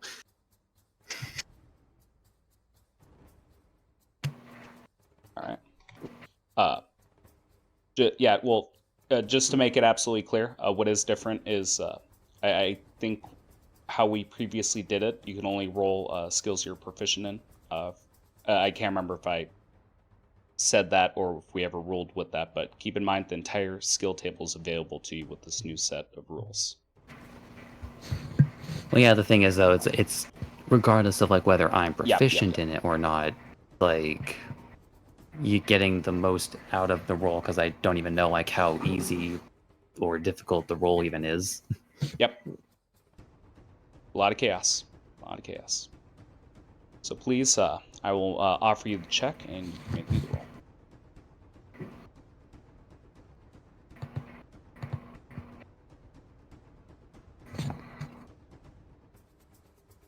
Equation. All right.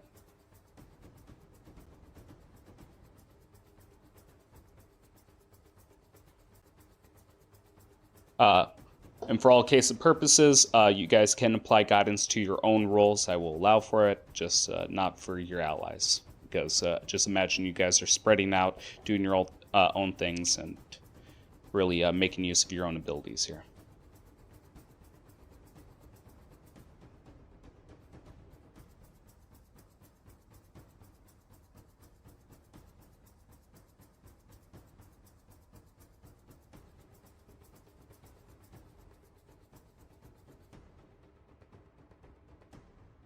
But persuasion is in the chat for you.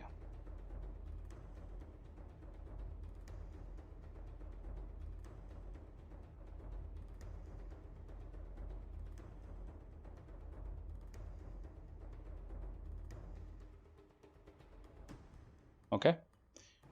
Tell you what you rolled. It is, wow, that's a 12, that's a natural 1. You rolled a 3 with your d4. I'll just burn the inspiration. Oh. All right. That's painful. Just to clarify, can you see the rolls you guys are making? Yeah. Like, I can see them. Okay, I just want to make sure, because if you guys couldn't see them, I would be running this differently, because I want to make sure I'm as transparent as possible. All right. I'll offer you the roll one more time.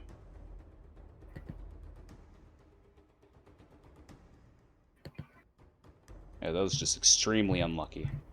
Holy hell. All right. It's still a low roll. That is 15. Actually, I probably shouldn't have even pressed the... I probably shouldn't have pressed the guidance again, because really it only re-rolls the d20. Okay. Yep. No, that makes sense. We'll do the math here. Okay. That is a 9 for the roll, and that's a total for a +8, considering you rolled a 3 with your guidance. That'd be a total of 17. 17 is passed for this roll. For your knowledge, that was a medium check. All right. And persuasion has been used. Please paint the scene for me. How are you persuading people? What are you doing to get people's attention and to bring some structure or order, or maybe even like how's your persuasion come off here?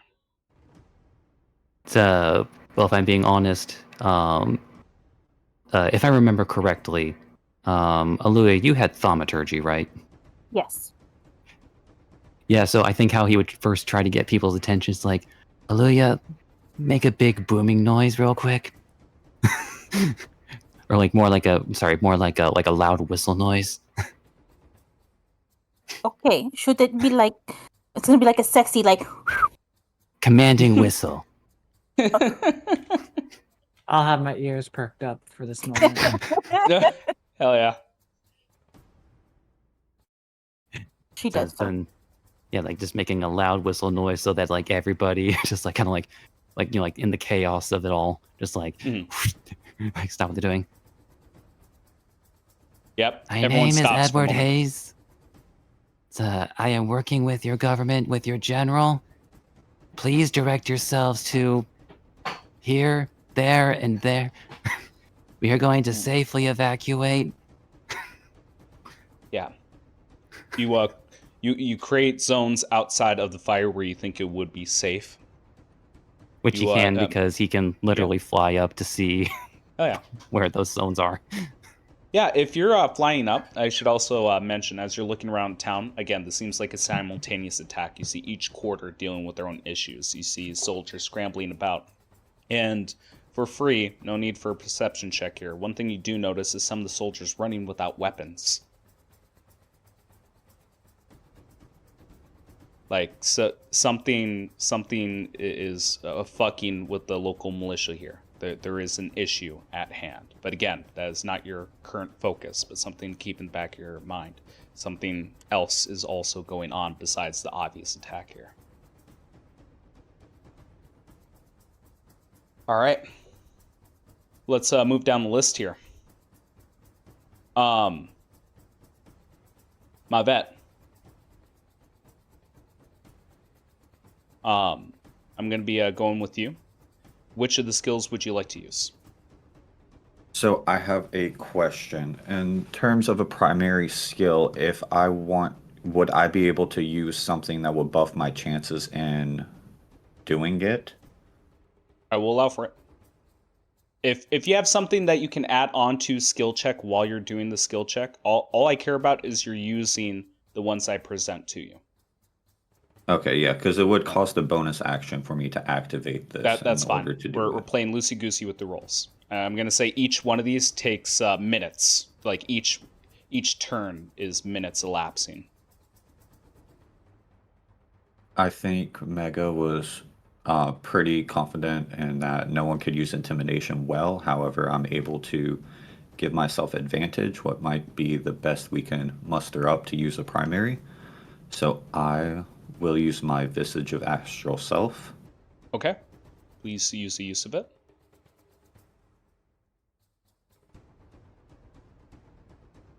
All right. And I will provide you with an athletics check. Oh, sorry, not athletics, intimidation. Check DC. All right.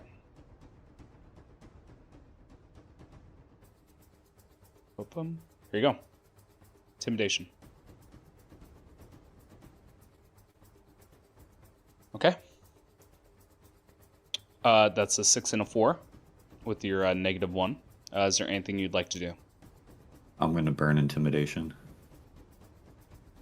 Okay, what do you mean? Or burn? Inspiration. Oh, inspiration. There we go. I thought you were going to say, yeah, I'm going to accept it. All right. We'll make the roll again.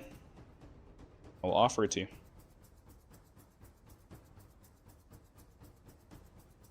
Is there anything else you would like to add to the roll? No, and it's just a single D20, not at advantage, correct? For inspiration, I believe you reroll with advantage. Yes, don't it's you? it is a reroll. Yeah, because usually the stipulation with that is typically allows you to roll a d20. I think the important keyword is reroll. All right, that's going off my ass though. Let me give you intimidation. Right ahead.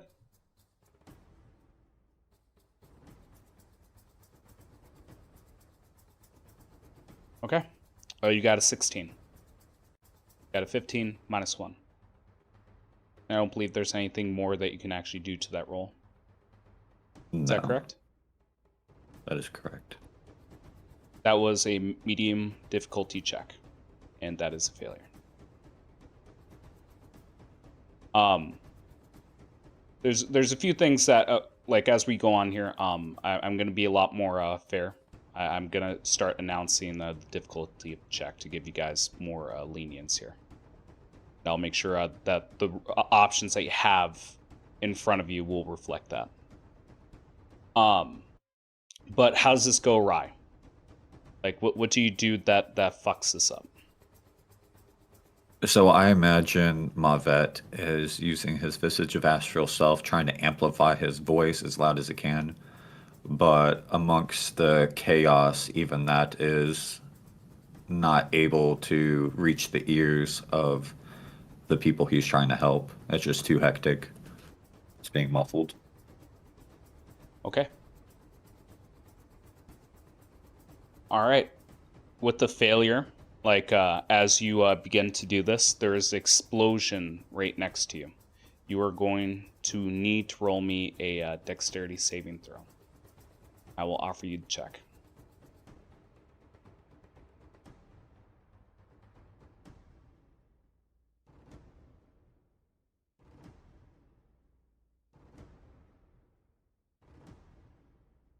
All right, 14. All right.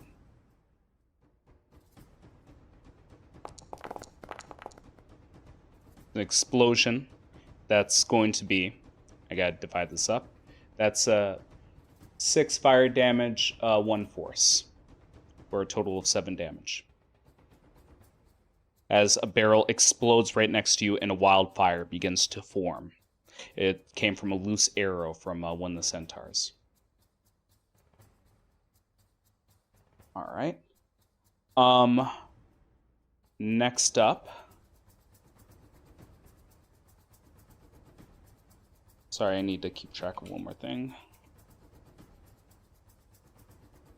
All right. Next up is going to be Aluya. Aluya, there are the checks right in front of you. I'm going to make this a little bit more clear to you. The athletics is hard. Deception is easy.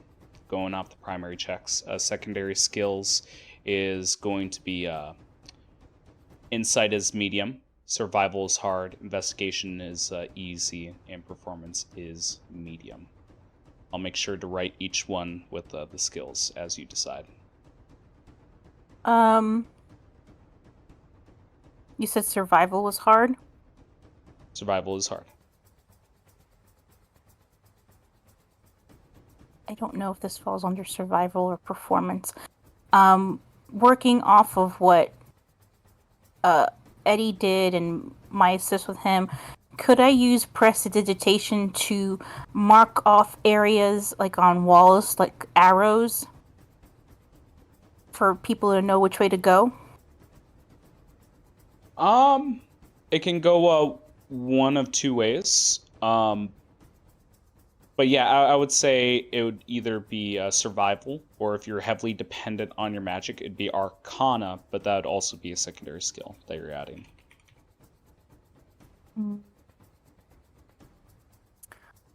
I guess I'll try survival. Okay. I will offer you the check. Keep in mind it is hard. And I updated the checks with difficulty. All right. And if you fail, it will not add to the total. Okay.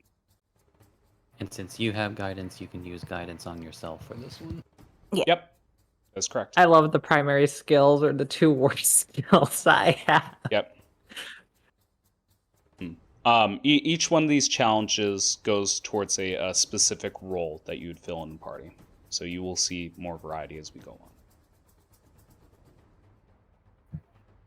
All right. Wow. 23? Jesus. You passed the hard check.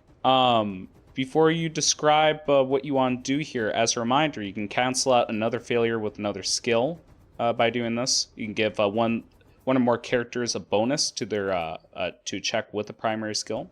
You can allow a character to re-roll another skill check, or you can open up the use of another skill and challenge, or increase the maximum number of successes that a primary skill can contribute to the party's total. Which one would you like to do? I think I want to get rid of a failure. Okay. And it is done. You have 0 out of 3 failures. Keep in mind, I'm still recording the failures for another effect that happens during this encounter. But towards the success and failure of the overall encounter, you are considered at 0. All right. So, what she'll do is, because Eddie can fly, so he's giving out instructions on what to do, what these people should be doing. I'm going to dash around so I can fly, and just kind of mark off areas for safety for people to follow. All right. You start doing so, and we see like sea elves scurrying about, trying to get into safety here. Seer, you see the choices in front of you. What would you like to do? Oh god. The funny thing is, I was gonna sit there and go like, I could have used intimidation, and then it's like, fuck, I can't use it now. I'm fucking terrifying and I can't use that. So I'm gonna think. Like, I know for a fact that you already know I could use insight investigation really well. That's pretty obvious. Oh god, but I'm gonna have to use and 2 of the skills I'm never good at. And keep in mind, like what shows up in secondary skills might pop up in the primary skills later down in the challenge. That is the gamble you guys are taking, that these skills keep shifting towards the situations. Might as well take care of a skill that many people might struggle with, and that's athletics, isn't it? Okay. Yeah. Okay. Athletics is the big one, and the reason why I say this is because it is a hard check. It is a hard check, but the issue is that there's also performance, but everybody can do that. I can do investigation really easily. Aaliyah just killed survival. And then insight would be pretty good, but let's see, I'm just trying to think how to spin this tale. Well, I mean, what you could do, because we could re-unlock one of the ones we already used with a skill that you're already pretty good at, like in the secondary skills, so that we don't have to make an attempt at the hard skill with something we're not very confident at being successful at. Well, and the issue with my case, and I think this is what makes me the weakest link of the group, is that I have penalties. We see though, like what is your actual bonus investigation? Like your normal bonus? With just my intelligence and proficiency, it'd be a plus 10. Yeah, so I'm making a guess here, but I'm going to assume that easy means a DC of 10, medium means a DC of 15, and hard is a DC of 20. That's what I'm thinking, yeah. So even with your, I think, current like -2 penalty, it is actually super difficult for you to fail an easy investigation check. Well, and that's the thing. That's what I'm trying to get at. It's like, I agree, Okay. So, all right. So, are you going to go with investigation to unlock a primary skill, or are you going with athletics? What's your choice? Well, the thing is, okay, let me put it this way. What then? And I'll end on this. Every primary skill is my worst stat. I have a -1 in every single one of those. Well, that's why, like, if you'd use like the secondary skills to support everybody else, like you're still contributing without having to gamble on a primary skill. I think that's what I'm gonna have to do. So I'll probably have to do investigation. All right. To help with that. All right. I will delete the previous roll. I'll offer you investigation. It will be an easy check. Also, it's a -3 I have, Mega, so it's this awkward situation of like, I am... Oh, right, yeah, you used one more, but it's still actually really difficult for you to fail a DC 10, potentially, anyway, check. Yep. Well, and the thing, too, I'm trying to avoid is burning my Flash of Geniuses too early, because I have 2 more left. So I want to save it for, like, those final rolls that really matter. And I really do need to caution people. Like, there's going to be a lot going on. Like, be sparing with your resources. Watching that green thing. Come on, tell me the Look, roll. and that's why I didn't want to gamble. Oh, with and I got a the natural dice. 20. Natural 20 for a 27. Hooray! All right. I have it. I have it in the chat for what the secondary skills can do. What would you like to do? So Eddie already took care of persuasion, right? Yep. Do you We want me to already tell you the failed- skills that are off the table? Yeah. All right. Persuasion, intimidation, survival. Excuse me. Persuasion, intimidation, survival, and your investigation is what's off the table. And for primary checks, I need to be very clear with that. Primary checks. That's what I'm trying to think, because I think the issue is that, let's see, Louis already canceled out one failure. So that's a big deal. The thing I think we'll need to do, I might need to do, is support the group by giving them a bonus to the primary skill, because we have an athletics, but we all suck at deception except for Aluya and Eddie. We all suck at athletics. We're not athletic people. I'm surprised we're adventurers. Okay. Well, at least Aluya has a +4. That much I know. They have gauntlets, yeah, but that's cheating. I got a That's +4 cheating. too. If I burn more stuff. All right. How do I want to rule this? Okay. The way that I will do this is okay. I'll give you I'll allow you to give a bonus to well, first of all, who are you giving the bonus to? Where's this bonus going off to? To our strongest person, Aluya. Okay. Can I also burn a spell slot onto Aluya in the future for this athletics check? What are you giving her? Enhance ability. Strength Okay. of the bull. Yep. Or keep bear. in mind. One of those two. I'm gonna be a little loosey juicy, but keep in mind you're not gonna get as much mileage out of that during the entire challenge. This is over the span of minutes. But I'm willing to say that during that time frame before she makes her check, she can get advantage. Well, because that lasts for an ability hour. does last for an Duration? hour. Okay, it lasts for an hour. Okay, Yeah, it's a whole Never ass mind. hour. Yep. Well, okay. If that's the case, keep that in mind for future checks if the time span is extended. But yeah, you're gonna get a lot of mileage out of that. And you said the bull, so advantage on strength-based checks.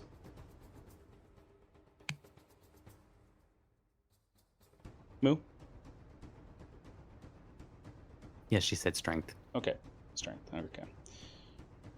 Strength. The bonus is going to be going to Aluya, and I think this is how I'm going to rule the bonus for now, because there's really no firm guideline for what kind of bonuses to hand out.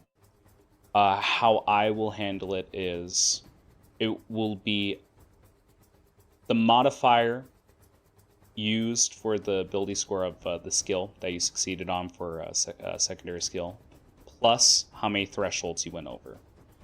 For example, she would beat a hard score, so that's going to be a +3. There are 3 thresholds.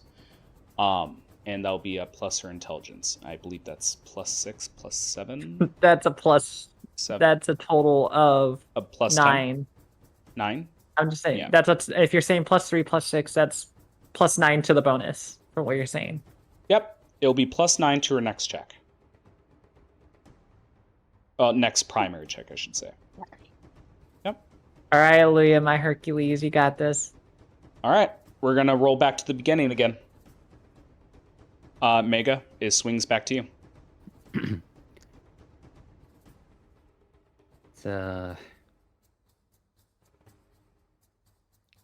I mean, yeah, I'm definitely not doing the athletics. You sure? You're a strong little otter.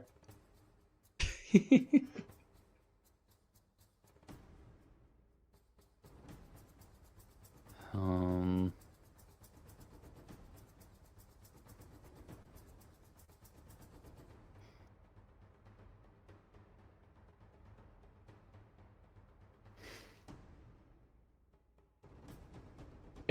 If none of the options seem appetizing, you guys can make your own pitches of what you'd like to do, but more than likely it will be categorized as a secondary skill, unless it's something significant. All right, because this would be a lie, but then it also would still help control the chaos. Okay.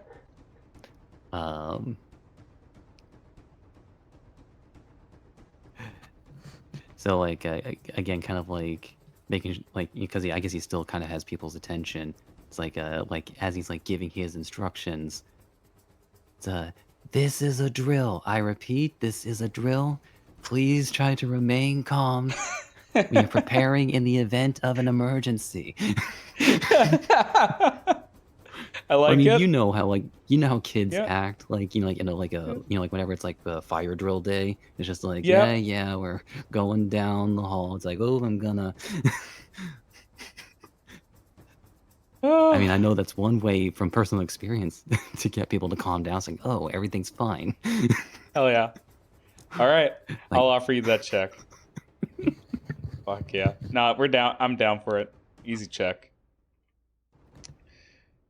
Be deception. Incidentally, kids never do this in real life. Boy who cried wolf.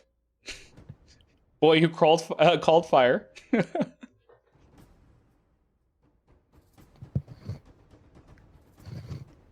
All right. 26. All right. With that, tell me how you evacuated citizens from the marketplace. You've cleared out one district.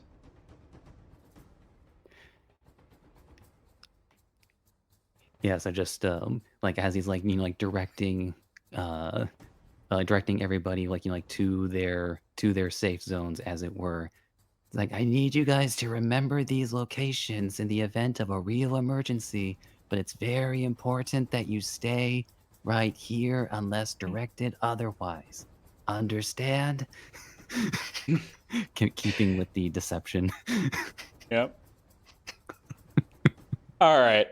We see like people rushing, and again like a stampede of centaurs full of with a pattern print of giraffes, bronze-like armor, and their helmets are shaped like that of a giraffe.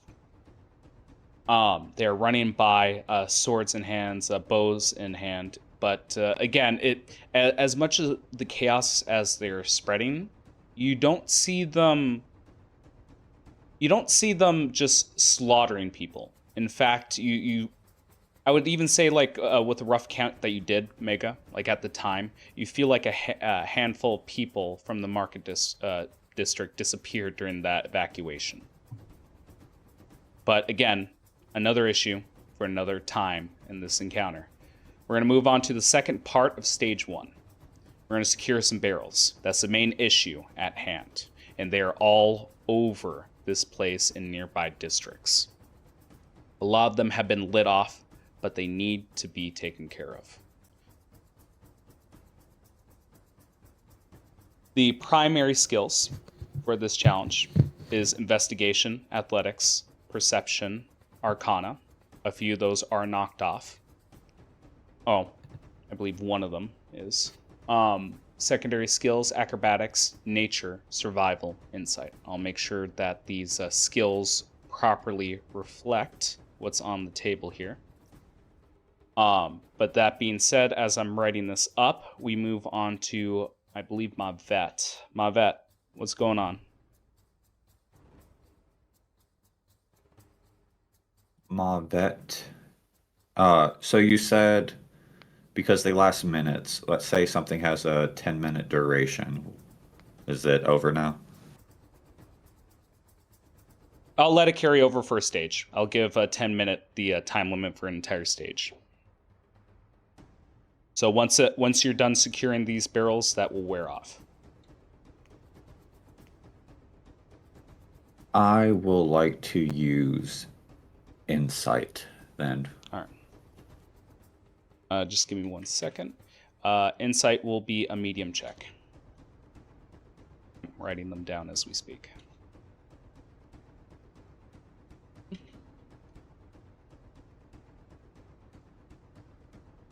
Oh. All right, insight. I'll offer you the check. I say it was medium. All right.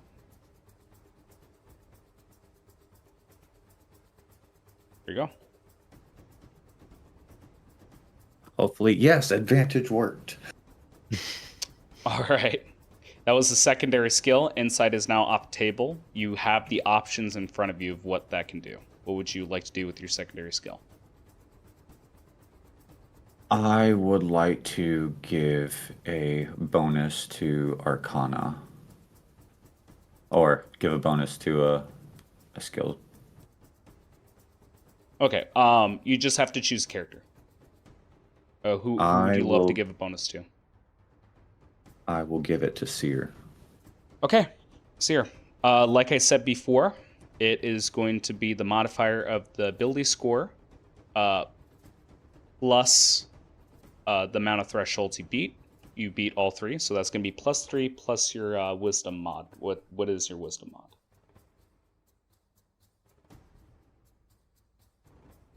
Is +4.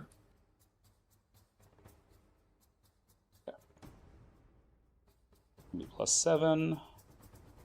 So I would Primary. say, I don't know if you want to do this, but since that was a medium one, I only passed that 2 was medium? thresholds, not 3. Yep. No, you are right.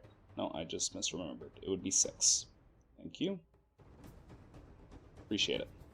All right. Seer, you have a +6 to your next primary skill. Dope. All right. Please flavor this up. What does this look like? How does Mavet use his insight in this moment? So Mavet, realizing that, he's probably not the best for this situation,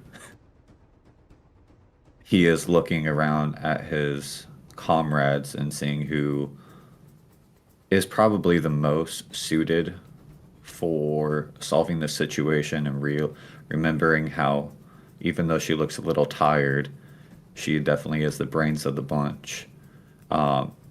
Lending his helping hand to Seer in case she needs any help, and just following her orders in order to benefit her.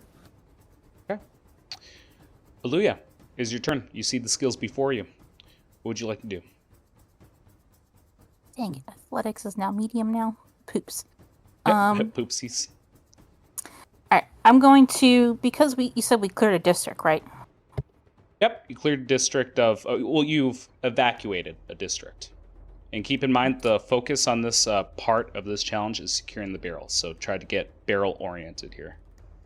Yeah, which is what I was going to do. So I was going to, from one of the other districts, move the barrel, or however many barrels I can, to the evacuated one. Okay, I like that. All right, so you're going to do straight athletics here. And again, I also do need to say, like, people of all ages are dealing with this wildfire here. You do see children running out on the streets here.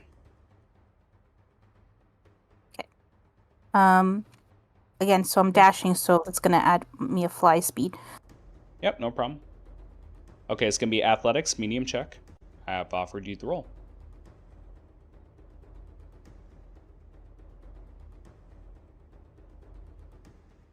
Oh, fuck me. No. Is there Did I get a anything you'd 1? like to do? What the hell was that? Hang on. You didn't add the last little tidbit here. That'd be +9 on top of the roll. I will Even my also flash D4? of genius. Why didn't my D4 go through? It did. I see 3. You got a 2 Oh. plus 3. Then on top of that is your modifier. Oh, wait, they gotta roll advantage. Down. Yeah, you have to roll with advantage, and I don't believe that's right. Hang on, let me double check here. Yeah, no, it is right. 5 plus 9. All right. I will offer you the roll one more time before we do anything to it, because yes, you are rolling with advantage with enhanced ability. Please write down that you have advantage on strength-based checks. Got it. 6. All right. I'll send you the roll one more time. Leah, who's very usually skinny, wearing the gauntlets, suddenly is like, my biceps are what Oh the my fuck? God. Yeah. Jesus. Oh. Again, your very first one is a total of an 18. I'm still giving them Flash of Genius by slowly having Seer, when they're flying off, scream, lift with your legs. Okay. And you want So to add that'll a be a flash. +6. And you want to add a. Keep in mind, the total is 18 is what she got because she didn't add her +9 yet. You want to add that to an 18? Well, that's what I'm saying. So, like, she already, if that's a +9 already, she's got an 18, but it's a hard check, so I'm just doing it just in case. Usually I would be like, I can risk the dice, but the problem is to roll in that one, and my brain's like, do it! It's a medium check. That's the main reason I'm asking you before we move on here. Oh, Yeah, he is it updated medium? them. Oh, okay, I misread it. All right, Yep, no I problem. won't mess with it then. All right. Yeah, I just want to make, as much as I'd love to take your resources here, we got a long road ahead of us. With an 18, that is a pass. That is another success, completing the first stage here. Oh, not completing, but moving forward. We're near completion here. Explain what this looks like, Aluya. So moving, flying through the air, I catch one of these barrels, like try and swoop down, but my grip was not the best, so it starts to descend down, but I'm fast enough that I can pick it back up before it lands on one of the kids, and then pick it up and fly it to the other district. Hell yeah, that's what I'm liking. Okay, we're going on that to barrel above your head, and there's just like a little kid on a tricycle. I thought you were gonna go the Donkey Kong route. No, I went with Incredibles. Hell yeah. All right, athletics is off the table. Don't worry, I've been keeping track of all the skills. It is on to Moo, I believe. Moo, what would you like to do? Arcana, perception, acrobatics, nature, survival, insight. Let me take a look. Yep. You also have a +6. Yep, +6 onto your roll. I am fully aware. I would like to do a Arcana check. Okay. Is there a chance of you failing? Yes. Because that's, hang on, that's 9. That's +15. +15 on a 1. Yeah, there's a chance you could fail. Let's see the roll. I'll offer it to you. Very slim. There's a chance of failure. I feel like you saying that now is just willing the dice to fail. Oh anyway, yeah, I'm hoping. Let's make it a shot. Not. Yeah, I'm hoping. I'm giving you all the bad will here. All right, and Arcana, and I will request the roll. Go right ahead.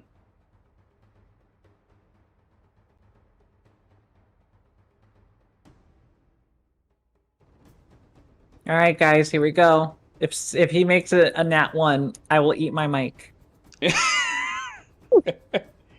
Yay! 21 Microphones are expensive, though. +6 would equal 27. Yep, 27. Again, I don't believe can you use a Flash of Genius when you know the result? I can't remember. I always forget. Oh, that's not from Flash of Genius. That's from Yeah, I know. Mavet. I know. I know. I'm just asking, just in case. A Flash of Genius, you can't know the result before you use it, or you can know whether it's a failure or not. So I know like the terminology gets like a little bit mixed matched, but the idea is that knowing the result of a check means the DM tells you if you succeed or fail. Yeah. If you suspect that you have succeeded or failed, but the DM hasn't told you, you're still within the window to roll or to add the bonus. Yes. Yeah. Okay. No. I understand that difference. It's just I don't know the wording of Flash of Genius off the top of my head, whether or not you. Oh, you don't need to call Flash of Genius before you make the roll. Okay. Thank you. So there are 3 Yeah. different stages for rolling. Either it tells you you have to make it before the roll, like before you declare before you even make the roll to begin with, Then there's you can add a bonus after you've seen the roll, but before the DM tells you it's a failure. And then there's the very rare, you can add a bonus or do a re-roll after the DM's already told you it's a success or failure. Yeah, that's the main reason I was asking. So I assume it's the second option here. And I assume. Also, my question. Yep, go ahead. Yeah. Since there's a check mark to it, I'm assuming that's letting us know it's a pass, unless that's not always the case. Shut the fuck up. Like in the chat. So yeah, I mean, thank you it for kind of bringing that gives up. it to us whether we pass or not. I know, and I need to keep a sharper eye on it. It does pass. All right. Explain how you finish this off, Seer. Like, there's all these barrels. You're trying to secure them. You have an in-depth knowledge of Nimbus Grease. How's this play off to finish off this part of the stage? I am thinking literally, as they're trying to figure out, they're just repeating over and over, being like, how can I disable this? How can I disable this? So they're just digging through what they have, digging through what materials they could pull out that it's like has any kind of unique metals. Iron's not working. Steel doesn't work. They're going through a bunch of the things.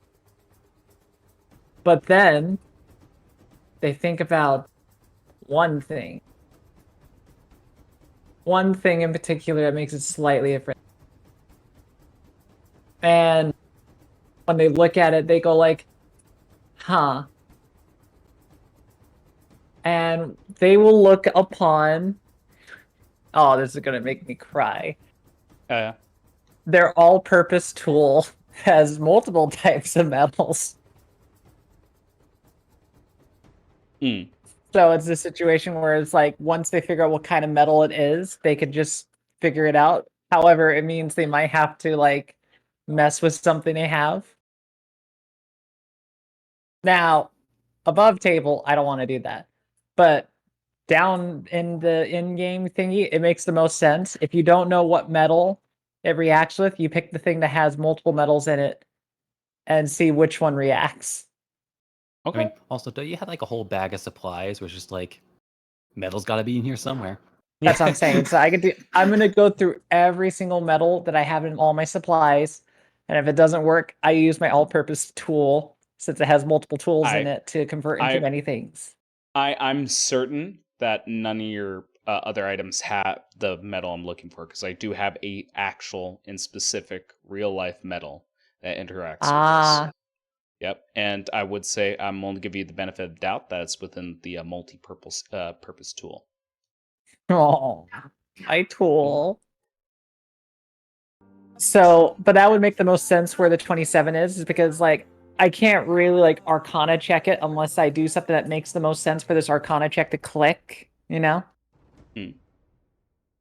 So, in the desperation, they will dunk their all-purpose tool in it and see which metal is reacted on it.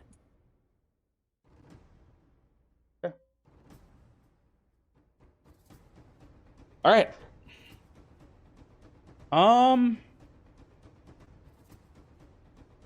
Because I want to figure out how I want to proceed here. There has to be cost here before I move on. There has to be some kind of cost because I'm fully aware, but what do you believe the cost should be?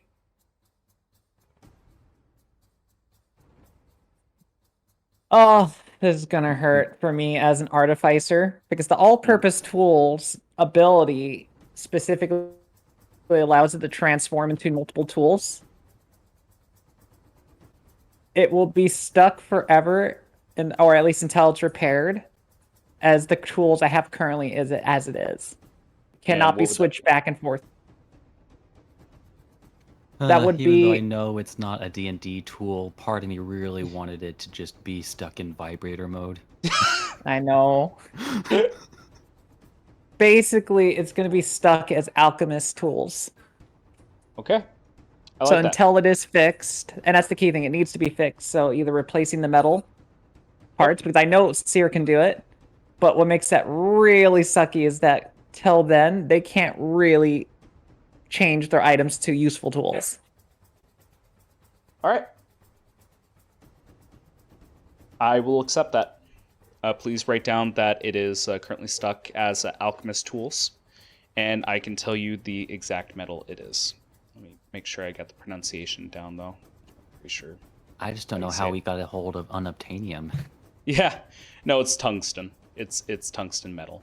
There's a strange reaction with this oil and that particular metal that seems to interact. Because again, like I mentioned before, you were specifically trying to analyze what could deactivate some of its properties, and towards that one, that will not call storms.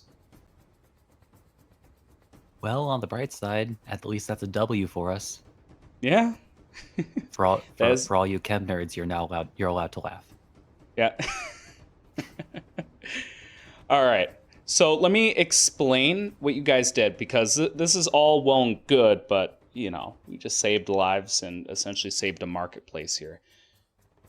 What you guys have done, because you have succeeded on this stage, is the market remains intact. The civilians, the civilian casualty panic is kept simmered down in the surrounding areas. What you guys gain is any persuasion checks or anything related to crowd control on Sea Elves are now done with advantage. This is a passive for the entire party that is just permanent. Towards the second mechanical benefit that you guys get here, because the market remains intact, it will preserve trade and economic activities within the town itself. You will get advantage on any checks revolving around particular items that you're looking for and market interactions, as well as there will be no famine or lack of supplies for Frostheart to continue on. That being said, there is a tit for tat. As you guys begin to protect the marketplace, you see in the distance a lot of smoke fuming from the port. As you see the ships are damaged and beginning to sink. You see that a lot of the boats have been destroyed.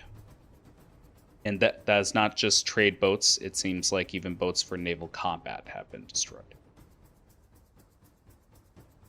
But that is the first stage. There are going to be 2 more stages, and I kind of want to pick that up in the next session, and we'll see how this resolves. I'll make sure to make a list of all the benefits that happen and remind you all of all the consequences that happen from your choices. Thank you guys so much for joining me today. We'll meet back up in about 3 weeks from now. Thank you so much.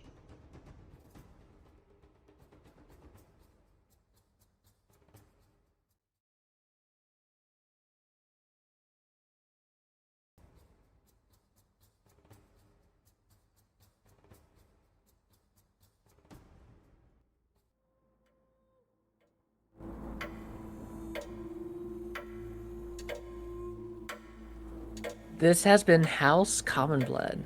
The intro and outro music is Oh My Dog by Savick, and any other music and sound effects used in the episode are royalty-free. Credits can be found in the episode description. Please review us on whatever podcast listening app you happen to be using, and if you like us, tell other people. Word of mouth is the best way for us to grow. Thank you for joining us.